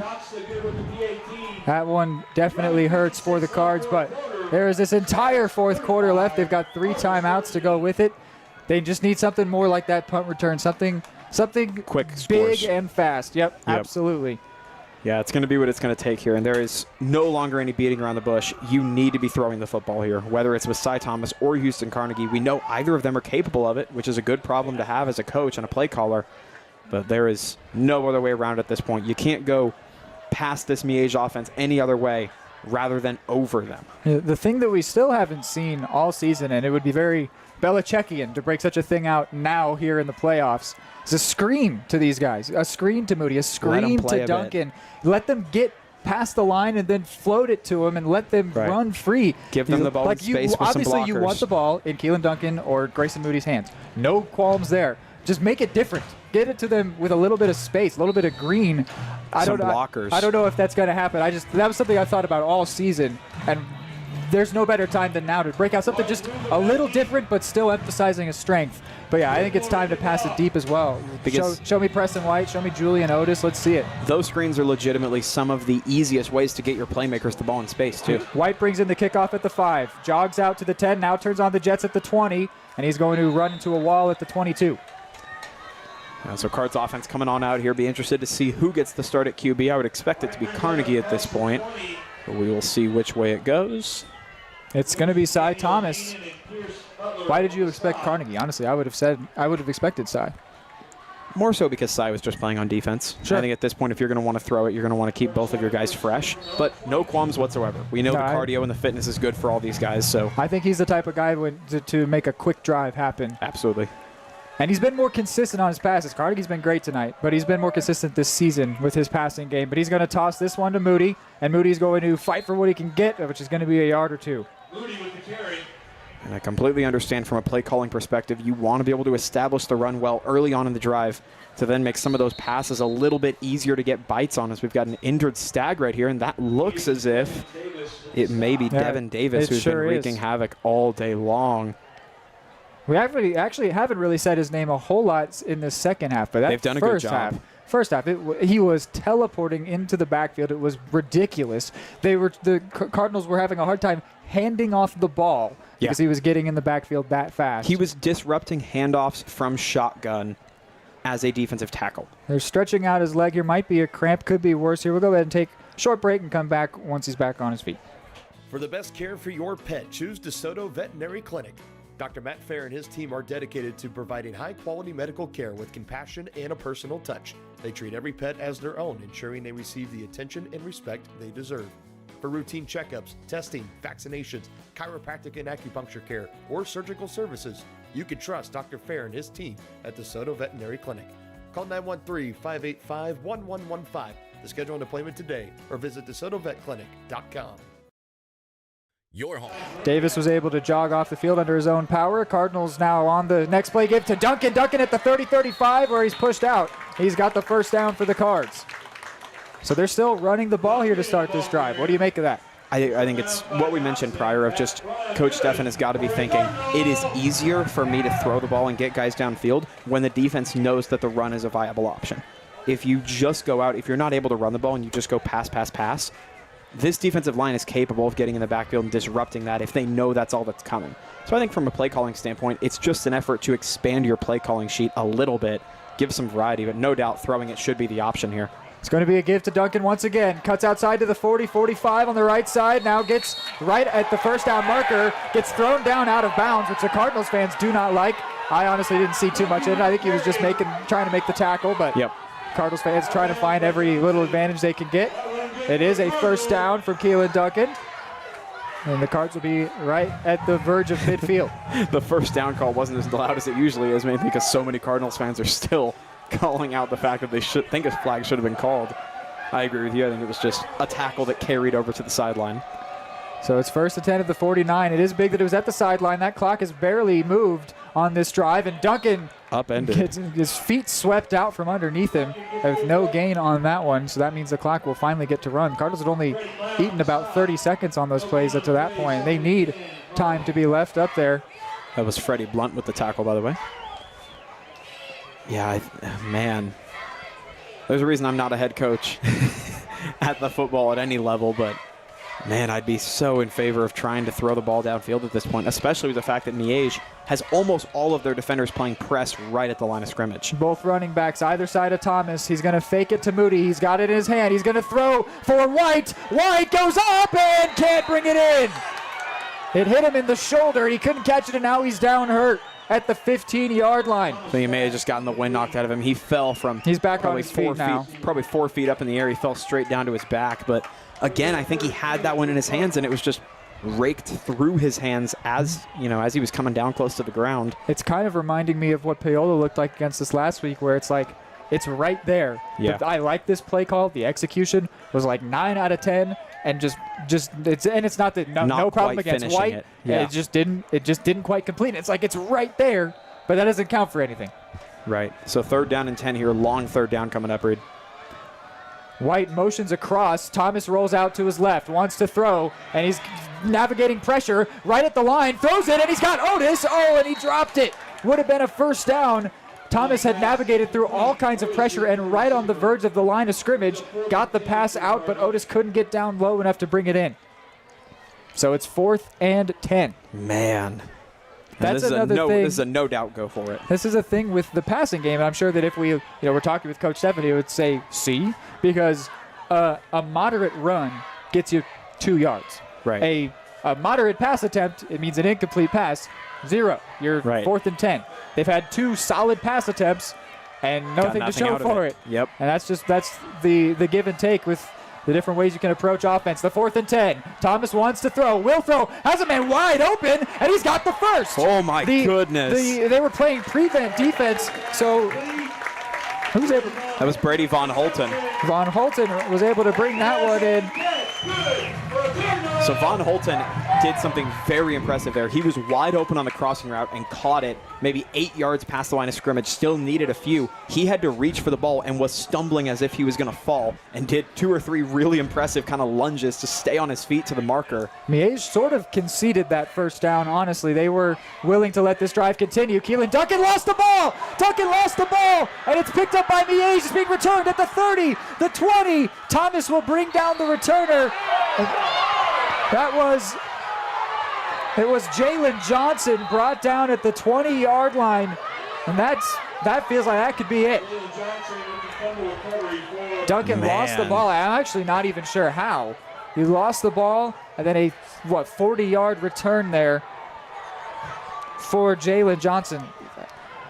A big play. I mean, that puts him at the 20. That feels like that's going to be the dagger. There is a Miege player down on the backside. Looks to be Freddie Blount over there. But that feels like the straw. And I mean, to have it be to knock the ball out of Keelan Duncan's hands is almost poetic. Of everybody, yeah. Of like the best player tonight for the Cards. Still, I mean, it's just this Miege team is just so strong. Yeah, I mean, and fundamentally down the stretch too. They have failed to waver even an inch. They've still been so good at allowing so few yards between the gaps in the run game. That bend but don't break style that we've heralded the Cardinals so much for this year. They've played it perfectly, the Miege Stags have, against a team that does it so well all year in the Cards. A busy backfield for Miege, but it's still a passing play, and actually whistles will blow here.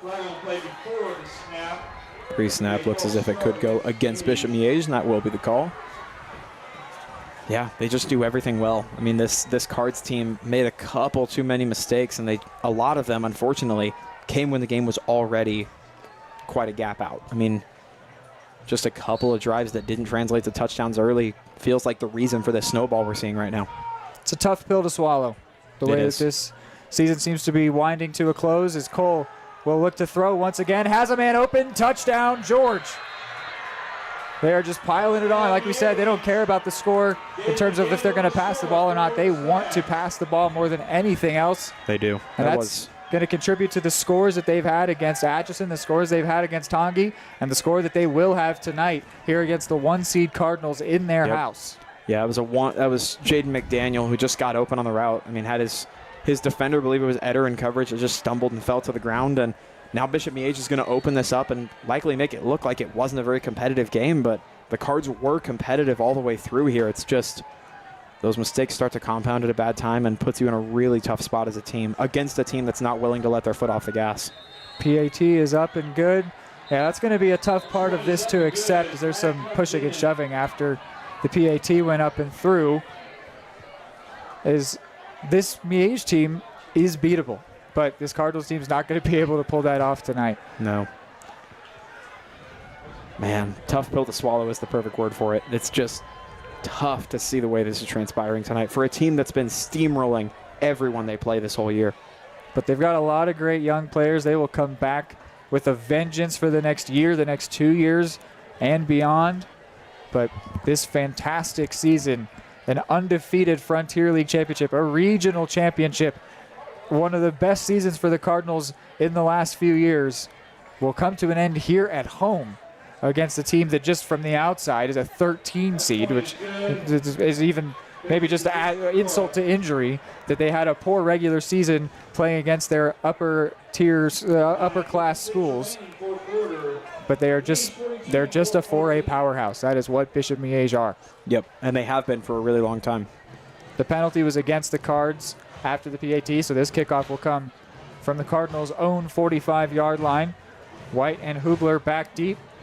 And now, I mean, this becomes a moment to maybe focus on the seniors for the Cards, as this is their last game in Crimson for the Cards. They're going to be taking in the moments, and it's nice at least that they've got 10 minutes to do so. There's a long time left, and there's still something maybe to fight for here. But I think it's consolation at this point, and we want to see some memories made for the Cardinals here, as it's been a fantastic season. They've won some hardware, as the kickoff will be fielded by White at the 2. Comes out to the 10, 15, 20, 25. Still on his feet now, and that's where he'll be brought down at the 27-yard line. So the Cardinals drive will begin right there. So they will try to get something back. They've got all 3 timeouts, 9:50 to go. But at this point, it would be a miracle if the Cards got back into this game. Cy Thomas will be the QB. Julian Otis is out there at receiver, the senior. Thomas will hand this one off to Preston White. Preston White goes to the left side. Head of steam, knocked over after getting 7. He's done a really good job on those run plays all year long. He gets to the edge, and he's just been so good at being able to run through the gaps and get consistent yards when the Cardinals need him to. And now under 10 minutes to go in this one, going to bring up 2nd down and 2. Otis out in the formation as well, one of the seniors on this Cards roster. And this one will be a toss forward, and knocked over there is Des Hubler. It's a little toss forward to him in the backfield, and he got knocked over just as soon as he got the ball. And he was knocked over by who else but Devin Davis, who has once again really started to show up here late in the second half, the same way he did in the first half when he was just obliterating this Cardinals offensive line early on. They've done a better job with him since then, but as the game has gotten more out of reach, he has begun to make his presence felt that much more. Here's the 3rd and 6 play. A fake to Moody, a throw up to White, and it falls incomplete. It was well over his head, out of the hands of Thomas. You know, Johnson was right there to try to make the stop in quick coverage, and the Cards have been trying to work this quick passing game a little bit more in the second half, and it's been tough for them to stay on tempo and on pace with how effective this pass rush has been for the Bishop Miege Stags. They've just struggled to really get anything consistent going on the offense because they're constantly under duress. It's been one of the stories of the night on a 4th and 6 here. Tough to tell by the personnel. I think at this point they're setting up to go for this 4th and 6. I see Cy Thomas. I see Keelan Duncan. It seems to be a slightly heavier set, more geared toward the run. They're throwing it all out there for the Cards. It's going to be a give to Keelan Duncan, and he's immediately wrapped up and thrown to the ground. A turnover on downs. Wow. I'm so impressed with this Bishop Miege team. I mean, they've done such a good job. And, of course, Cards maybe, I don't want to say laying down at all, but there's a little bit less meaning behind each possession and each snap at this point in the game. It feels like it's got a little less. Only this one. That just started now. They've been fighting hard. Yeah, they have. And they're still fighting, but it feels like there's a little less weight to these possessions now that the number on the scoreboard has gotten high enough. Man, Bishop Miege just putting up such a fight. So impressed with the run this team's putting on as a 13 seed. So now on defense, you're looking at guys like Colton Bowser, Leland Bradshaw, Cage Crable, some seniors try and make a play here as Cole hands this one off to Watsky. And Watsky, after getting contacted early, fought for a good pickup there. Mulvihill, another senior likely to make a play at some point. We've seen Von Holton get in. Ethan Winton, another. Some other names. Brody Wanger, Trenton Reidinger. Man. Brody Breckeisen and Jaleel Stratton, some of the seniors on this Cardinals team. Guys who have been making an impact all year, too. Even guys who aren't in the starting rotation necessarily, but every time they've gotten into games, whether they be 2nd or 3rd string, they've made an impact. Here is the 2nd and 7. Actually, whistles will blow for a flag. False start. Against the Stags. We'll back them up. Braden Marks, another great name on this defense, one of the captains of this team. Yeah.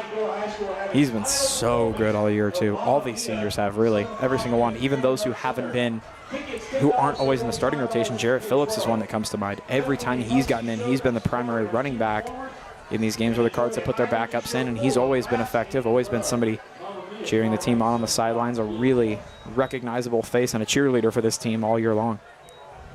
So the second and long after the penalty. It'll be another handoff to Watsky, who runs into a crowd and is brought down solo by Braden Marks. Wow. Marks had a little bit of help from Brock Long to get through the line, but the tackle was all him.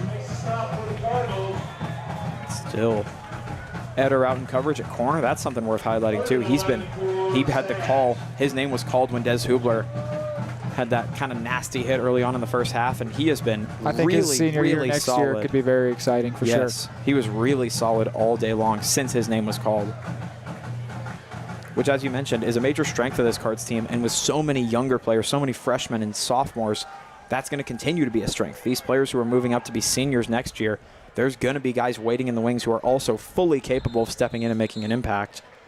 Miege call a timeout before the 3rd and 11. Timeout of the half.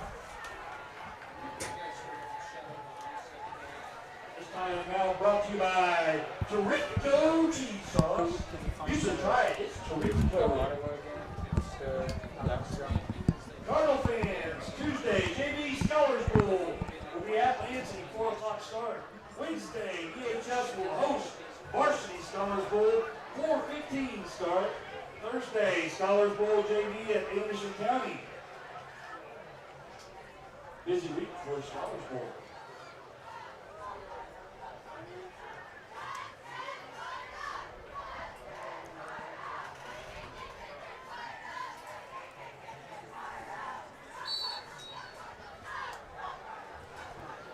Out of the timeout, 3rd and 11. Cole rolls to his right, looking to throw, gets it off to the right side. Eder in coverage, and no flag will come. It's a great play by Eder. Does a really good job to contest that right at the point of the catch where the receiver wanted to go up and kind of try to climb the ladder, and Eder, who would have been the ladder, kind of sticks himself out and says, nope, you're not being able to go up the way you want to. Does a really good job in pass defense, as he's done all day long once again. His senior year next year, that's going to be an exciting one. I see the seniors for the Cards throwing up the 4s into the sky. Crable and Marks, I saw. Bradshaw as well getting in on the celebration of the stop they made. It'll be 4th and 11, and they're going to go for the field goal here. A long kick attempt for Joseph Jacksa. 45-yarder, and he got off that kick, and it's good. Wow. He also got knocked to the ground, but I don't see any flags in there. So that kick it's a great kick there to make it 45-14. Jacksa with a very nice make there to add to Miege's score.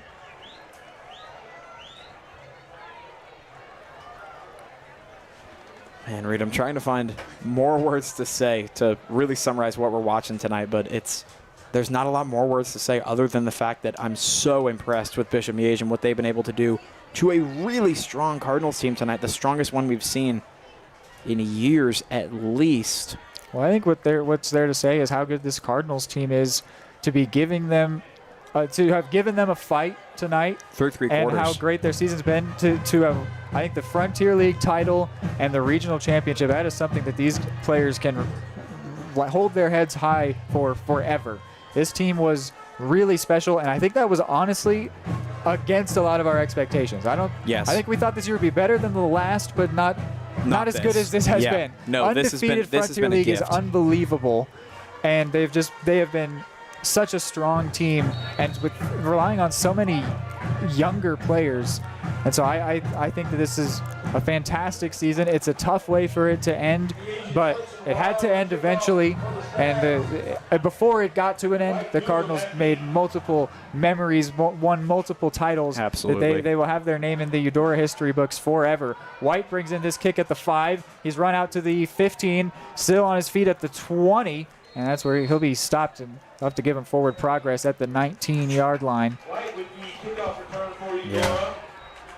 That's a great point to bring up, Reed, is the memories made for these players. You mentioned you know, as someone who played high school football at a varsity level for yourself, these are memories you will never forget. These players will remember the plays they made in the sectional championship. You know, when they were playing for Eudora that year as seniors, Keelan Duncan's going to remember the touchdown he scored here when this place lit on fire when he scored that second touchdown of the night for the Cards. It's just memories made all over the place, and this Cards team has more fight than any football team that I've watched in my lifetime up to this point. A great pass to White on the right side, left side, brings it in, gets a few yards. Yeah, and I mean, in the months after this, certainly in the years after this, they won't remember this game. They'll remember the games before, the games where they won, the season, the plays they made. This one, this will be a distant memory for them. They will not even, it won't matter at all. Nope. But tonight it hurts, but they can reminisce on a fantastic season for Eudora, for the city, for the school, for the players, for Coach Steffen, for the entire staff, as the Cards go ahead and call their first timeout. I would love to see the seniors brought in at least once before this game is over. I know that's something that run back the senior play. Right, something I that don't coach, know. He said something, no second chances. Something that coach was dismissive about, but in this moment, even if it's not a play, you know, a drawn-up play, I would love to see them out on the field for a snap, to get an ovation from the crowd or something of that sort. It'd be really, really cool. If this is maybe your first game, or you're unaware of the context, a couple weeks ago against Field Kinley, a game the Cardinals were always going to win 100 times out of 100. Kinley went winless this year. The Cardinals came in as the 1 seed and hosted that game. The first play of the game, it was senior night. First play of the game was all seniors, and they false started and then fumbled and turned the ball over. And Coach had specifically said before the game he was excited for that first play.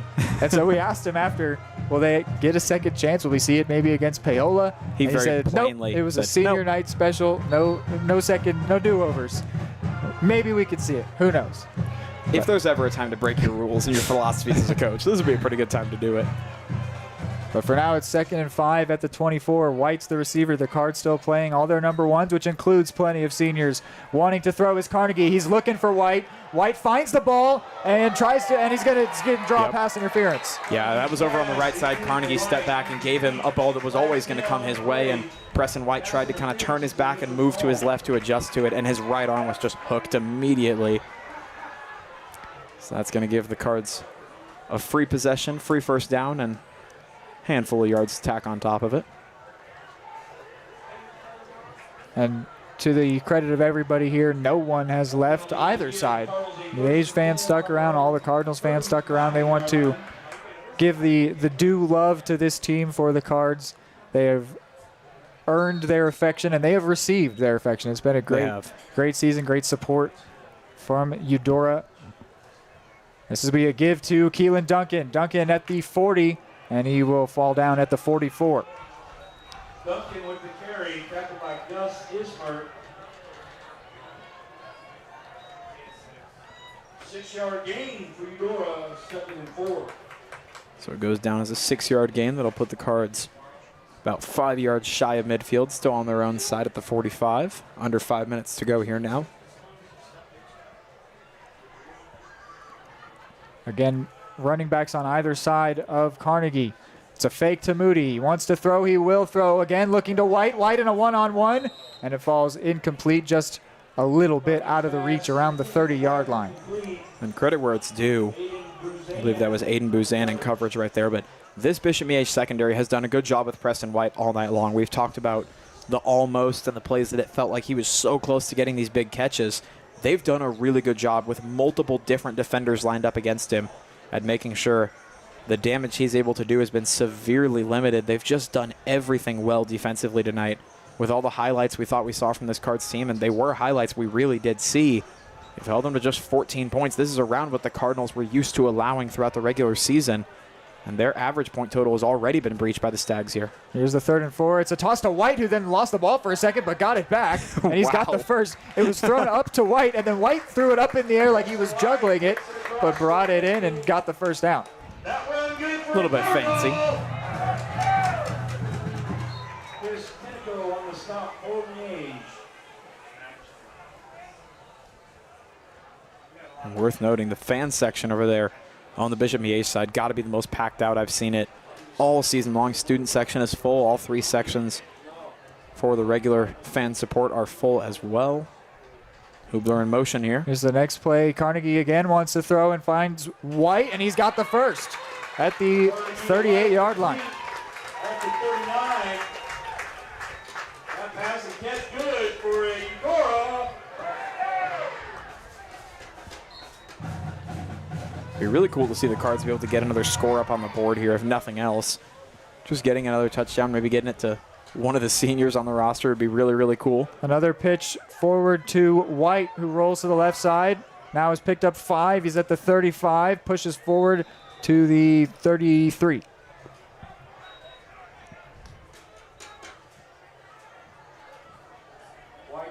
I want to give a little highlight as well to just how faithful and enduring this Cardinals section has been. This entire fan section, the Eudora faithful here, as they've been all year long. This is not the first time we've seen it, but we haven't seen a loss at home for the Cards like this all season long, and yet the fans have not left. Nobody has budged in their seat. This crowd is here for this team through all 60 minutes, 48 minutes, I suppose. That's something truly admirable. They love these players, love these students, and you can see the admiration based on the fact that they're still sitting here cheering them on.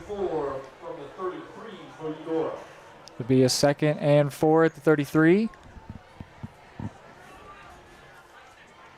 Still Carnegie in the shotgun here.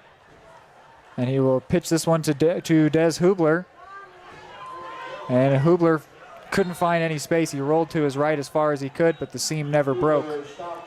Yeah, just kept waiting on an opening to open up, and the farther he goes to his right side, the more that Bishop Miege defense is able to close what little space he has to the point where there was nothing left, and just decides to go down, salvage both his body and the ball itself. So it'll be 3rd down and 6 now as we cross over the 3-minute point here. Ball on the 35-yard line. Running back either side of Houston. And play fake. Looks to his left, steps up in the pocket, and now is running with it. And I think still wants to throw. I don't know if he passed the line of scrimmage or not, but it's tipped and picked. Tipped up. And it's intercepted, and this one is going to go back all the way. It's going to be a pick 6 for Miege. And that'll reach 50 points on the night for the Stags, and what has been such an impressive night for them just continues to roll more and more. And bad going to worse for the Cards here in the 4th quarter. And there's a senior for Miege, Pierce Butler, taking it all the way back. Really cool to see for these seniors getting their moments. That'll hurt for the Cardinals. Oh, they were driving with Carnegie at QB, and his pass just got tipped. Batted at the line, and Butler finds it in a really good spot. Does a good job to rally to the ball and be the first one there to grab it before it touches the ground, and then the subsequent run back. There'll be a PAT here for Miege. Before that, though, there's a flag. Indication is offside against Eudora.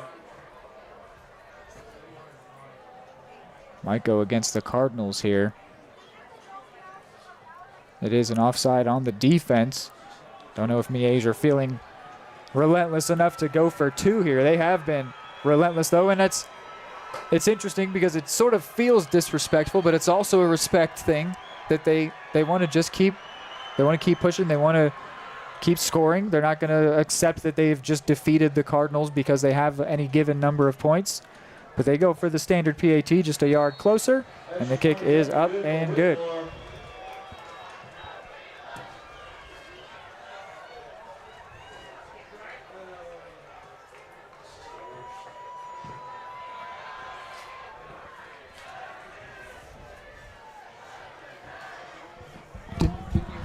Didn't you have someone else with you on camera that was like his first time doing it? You said that. Who was the other? I just want to say thank you to anybody that touched anything that mattered. So the Cardinals will have 2:31 to try and drive back downfield. They had made some progress on that last drive. At this point, it definitely is just playing for pride, trying to make some moments, some memories. This Miege team will see their season roll on. They'll go above 500 after coming into the playoffs 3-5. They will now become a 6-5 team and roll on. They'll be playing against Labette, who got a win over Ottawa. So that's all the Frontier League representatives knocked out at this point. Yep. Always love to see Frontier League teams making it as far as they can, but that will be it ultimately. Ottawa and Eudora are going to be the last two standing, and it appears they will both fall today in the sectional round. A kickoff caught by White at the 7. He's now out to the 20, at the 25. And he's met at the 27. Still on his feet, though, fighting for what he can get. And he'll go down at the 30. Keeps fighting. Speaks to this team. I probably kind of apologize for any kind of notion earlier that this team may have quit the fight, because they have still been fighting like crazy all the way throughout here, even in the last almost 2 minutes. They have yet to waver. You can say a lot of things about this Cards team. Not being resilient is nothing you can say about them. They fight like hardly any other team we've seen. As this game all but lost, and they are continuing to play as if it's tight in the fourth quarter. So a 1st and 10 at their own 29. The QB will hand this one off to Mulvihill. The senior's got the ball in his hand, and he will be brought down at the 34. It's Carnegie back in at QB for this drive. This offensive line that's been so dangerous for the Cards, headed by captains Leland Bradshaw, Cage Crable. Ethan Winton, another guy that gets in there. Marks as well in the offensive line.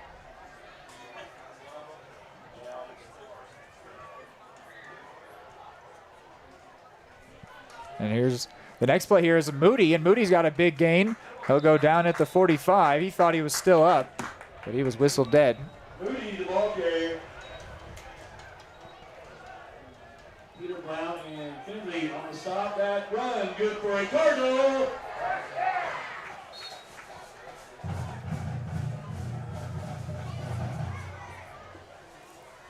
And Carnegie hands this one off, and going 10, 20, 10, 15 yards. It was Grayson Moody. He got a head of steam at the second he had that ball. He was moving quick. Butler with the stop. That run, good for a Cardinal.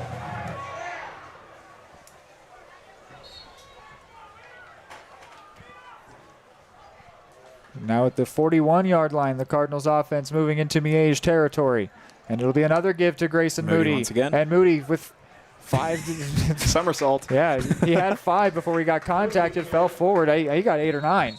And now there's a Miege player writhing on the ground. Oh, man. Go ahead and take one last break here with 1:10 to go. Your home for live, local sports. Varsity Sports Live delivers professional level coverage with high-quality video and broadcasters that know your schools and community. Touchdown, Tonganoxie! With the support of local businesses, you never pay to watch varsity sports. Live, local, free high school sports coverage. That's Varsity Sports Live. Grass gets it away. Moore's down the middle. And he makes the catch in the end zone. Touchdown, Trojans. Keep up with the action at varsitysportslive.com. Live, local, free high school sports.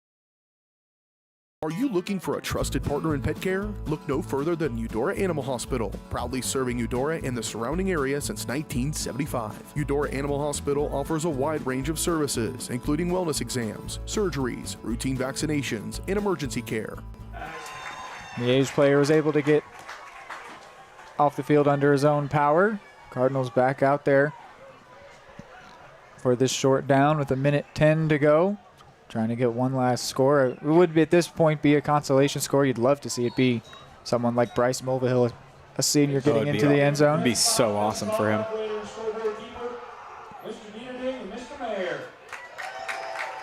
It's going to be a under center and then a handoff to Duncan, who falls forward, got the first down for the Cards. Duncan continuing to run hard, as he's done all night long, despite that fumble even. He's been so unbelievably good. And the Cards get to the line quickly here, wanting to fight for their seniors. Under center, Carnegie. In motion is Mulvihill. It's going to be a give, though, to Moody. Moody at the 20, and now at the 15, spins past a man, 10, 5. Moody pushed out, reaches for the pylon, but they call him out at the 2.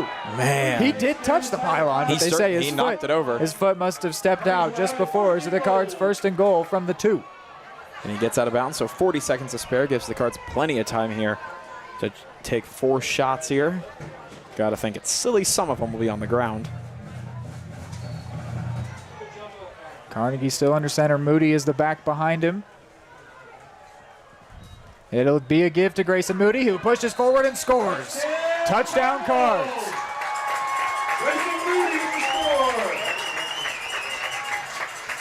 Moody into the end zone to make it 20 for Eudora.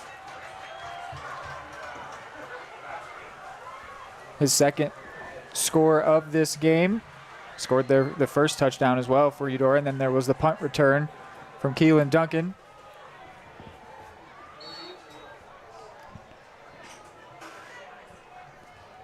So Dunback to try the PAT here. And the what kick a rush. Is up and good.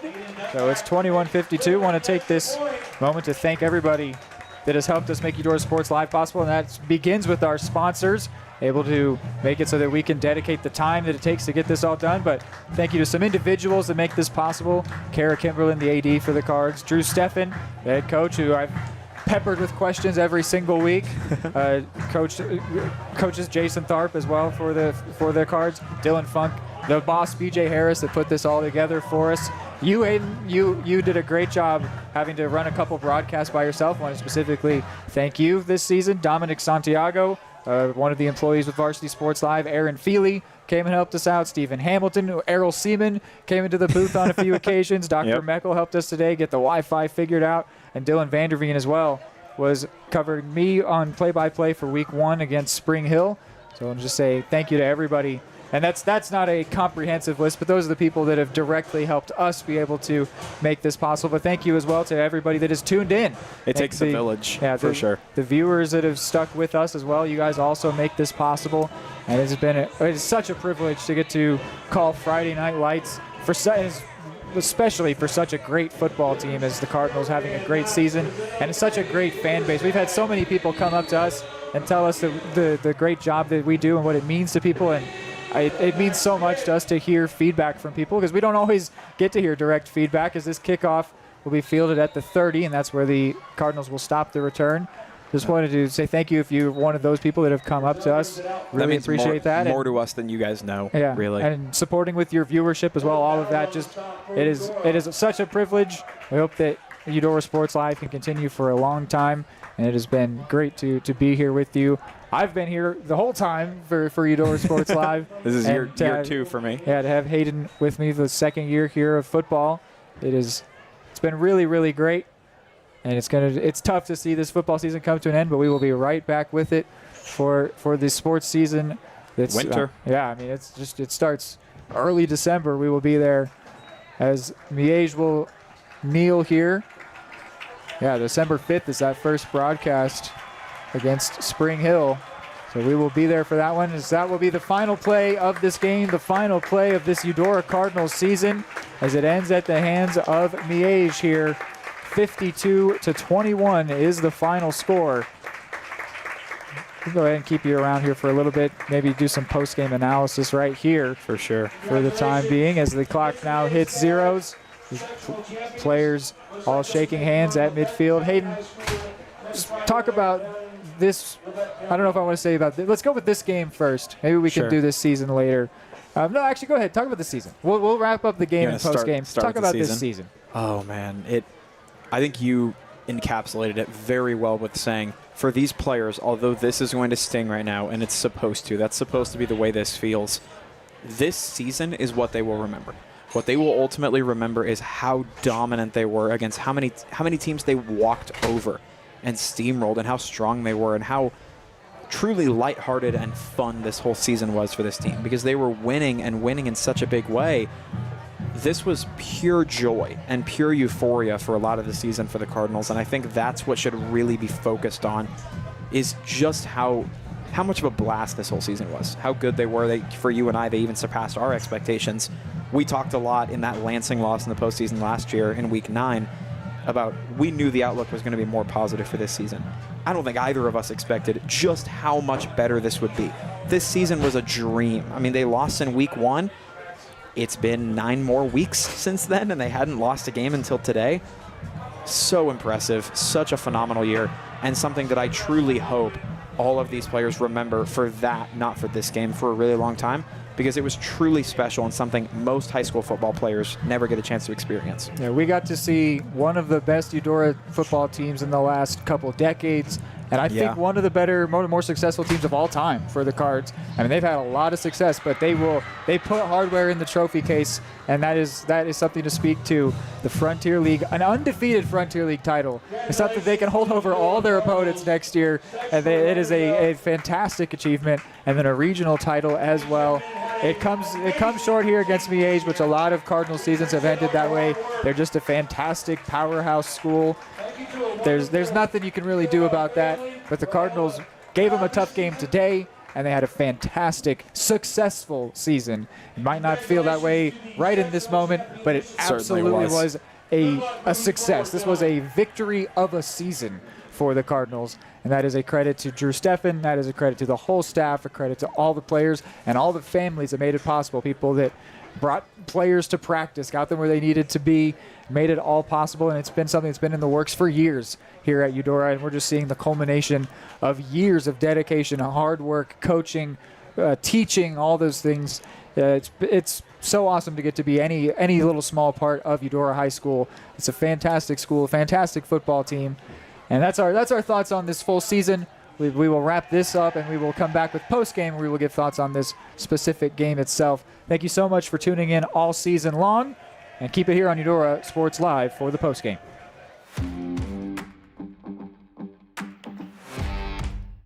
Are you looking for a trusted partner in pet care? Look no further than Eudora Animal Hospital, proudly serving Eudora and the surrounding area since 1975. Eudora Animal Hospital offers a wide range of services, including wellness exams, surgeries, routine vaccinations, and emergency care. I just want to thank everybody in the community for trusting us with the care of their animals, and go Dogs! Schedule an appointment by calling 785-542-3265 or visit eudoravet.com. More time before you wake up in the wild. Our natural world needs us now. Step by step, side by side, together, we can find a way to ensure that all life on Earth can thrive. To learn more about how you can help protect and conserve nature, visit nature.org. Your home for live, local sports. Varsity Sports Live delivers professional level coverage with high-quality video and broadcasters that know your schools and community. Touchdown, Tonganoxie! With the support of local businesses, you never pay to watch varsity sports. Live, local, free high school sports coverage. That's Varsity Sports Live. Grass gets it away. Moore's down the middle, and he makes the catch in the end zone. Touchdown, Trojans! Keep up with the action at varsitysportslive.com. Live, local, free high school sports. Charlie was born at LMH. We had a great team of nurses. Not only did they check in on us regularly, they always asked if we had questions, always made sure that we understood what was going on.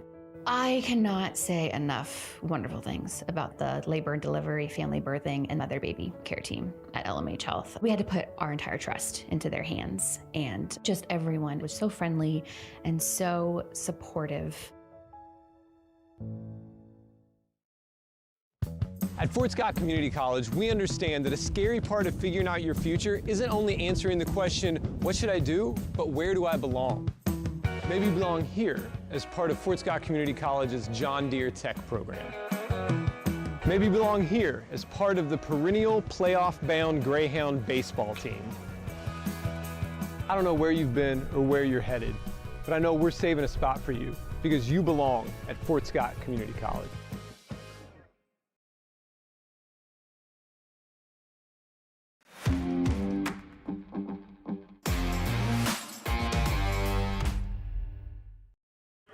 All right, post-game show here brought to us by Eudora Animal Hospital. For 40 years, Eudora Animal Hospital has been caring for pets and livestock with fair pricing, trusted service, and compassionate care. Pet owners from across the region trust their four-legged friends to Eudora Animal Hospital. To learn more, visit eudoravet.com. That's a sponsor that's been with us since Season 1 of Eudora Sports Live. Love to see sponsors like that sticking around the whole time with us. Thank you to Eudora Vet.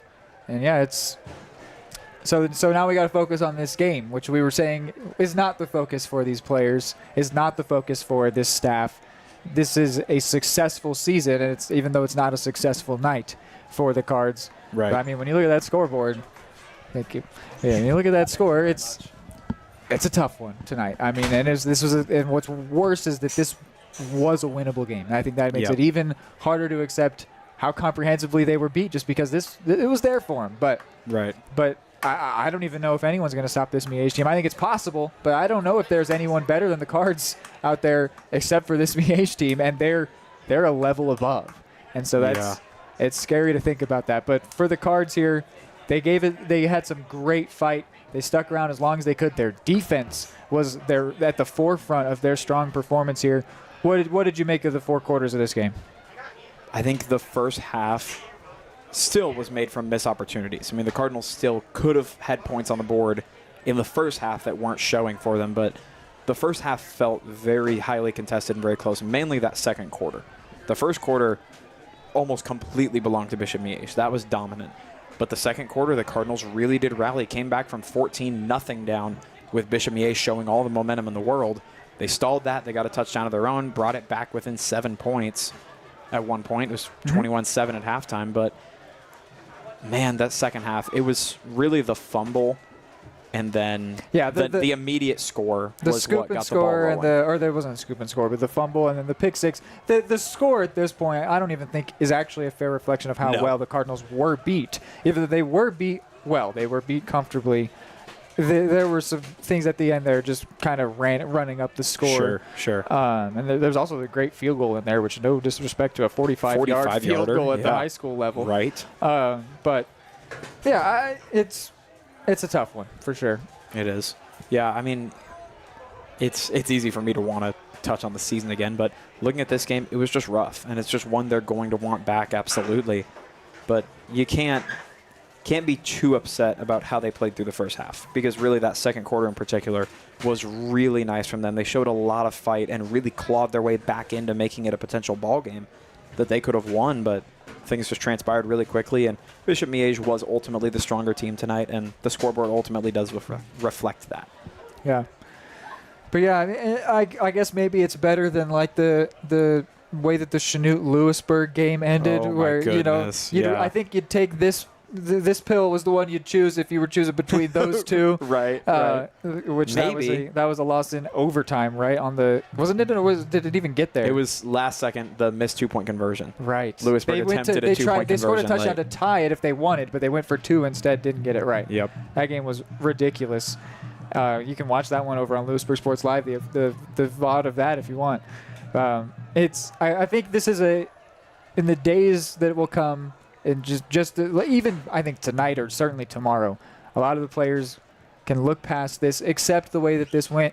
It would maybe help if Miege go on and win, the state title. I think you could think that you lost to the best around, but it's a great season. This game does not define them at all, and it won't. No, History will not look back and think, this will not be the highlight on the season. Yeah, this Cardinals team is not a losing team. They are not. They are so strong, and I think that they might have been the best 4A school to try and give Miege, the best team that plays at the 4A level in the regular season, to try and give them a matchup. And yeah, this is a strong team. So many returners. But on that note, I think we should go ahead and one last time highlight the seniors on this team. Brody Wenger, Bryce Mulvihill, one of the captains, Jaleel Stratton, Julian Otis, Brody Breckeisen, Colton Bowser, another one of the captains, Jarrett Phillips, Trenton Ridinger, Braden Marks, another one of the captains, Brady Von Holton, who made that great catch in this game, Ethan Winton, another one of the captains, and Leland Bradshaw and Cage Crable, both captains as well. The biggest thing next year will be, can the offensive and defensive line recover from the loss of all of those graduates? I think every other aspect of the Cardinals game will come back even stronger. But this is a young team, but the seniors were important. They were so many captains on this team, and they were leaders throughout as this season played on. I mean, Colton Bowser is one that stood out so often defensively. Cage Crable, and as it's far as a hype unfortunate, man they have the goes. linemen, they don't stand out, but they were there all season. Well, they're the whole reason this team was so good on the ground. Great. That's why Duncan is great. That's why the pass rush is so effective, why the linebackers have so much freedom. It's because of this defensive line, and the offensive line is the reason for this identity of this team. If the O-line's not so great, you can't run the ball as well as they do. All right. Maybe we've done enough singing the praise of this Cards team. Have we made it clear that we love this Cardinals team, that we love being here, and that we love everybody that makes this possible and is a part of this? Because that is what we're trying to convey here. This is a fantastic opportunity to be a part of this. It's so cool. Such a cool little town, too, to be a part of. And this season has come to an end here, but, man, was it a fun ride. And it was a success of a season for this Cardinals team. I think we can honestly go ahead and just leave it right there. We'll run through our ads that we are required to run through, and we are thankful, so thankful to those advertisers. But yeah, I think that we can go ahead and sign off right there. So unless there's anything you want to add, Hayden, then for Hayden Harves beside me and myself, Reed McAvoy, thank you so much for tuning in tonight, for tuning in all season long, and we can leave you with the Cardinals anthem, "Oh Ye Old EHS." How perfect is that? Before we sign off.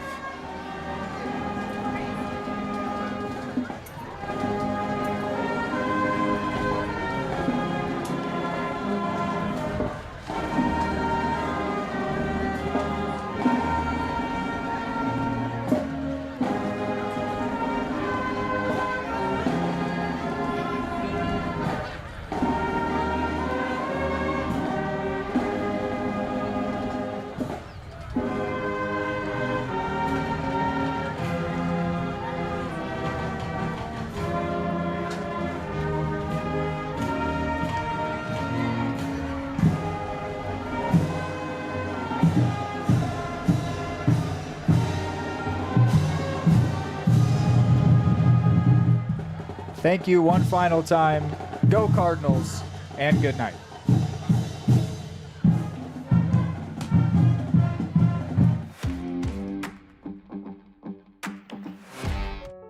Charlie was born at LMH. We had a great team of nurses. Not only did they check in on us regularly, they always asked if we had questions, always made sure that we understood what was going on.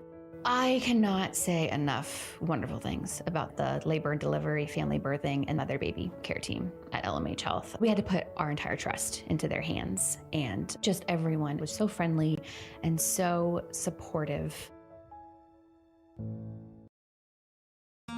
Everybody can make something, because I think everyone has a spark of creativity, and the reason that I have to keep making is because I don't think my life would be as fulfilling without it. If you make things yourself, that means you're not cowering in fear. You're out there taking chances. That, I think, is my way of saying I love you to the world. All right, now I want to hear why you make. Share your own Why I Make story today. Visit whyimake.org.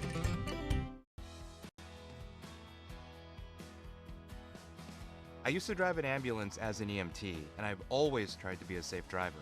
If people knew what I know, lives could be saved. In my car, if I see a truck or bus taking a turn, I know to take my time. When big vehicles turn right, they may swing wide to make the turn. If you try to sneak in, well, it's a lesson you'd rather not learn the hard way. When trucks and buses turn, let's you and I wait. It's our roads, it's our safety. At Kansas Insurance, we know one size doesn't fit all. In fact, our whole mindset is based on customized policies for you and your families. We're local, and we do what we do because we care about you. Think of us as brokers for your insurance needs. Working with Kansas Insurance gets you the award-winning service and attention to detail that only an independent agency can provide. All across Kansas, we're here to help you manage and plan for all types of risk. Contact a local agent today. Kansas Insurance. Local, independent, serving you.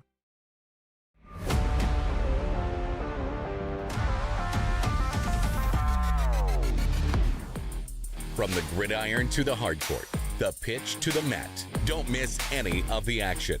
We're there with live, local sports coverage at VarsitySportsLive.com.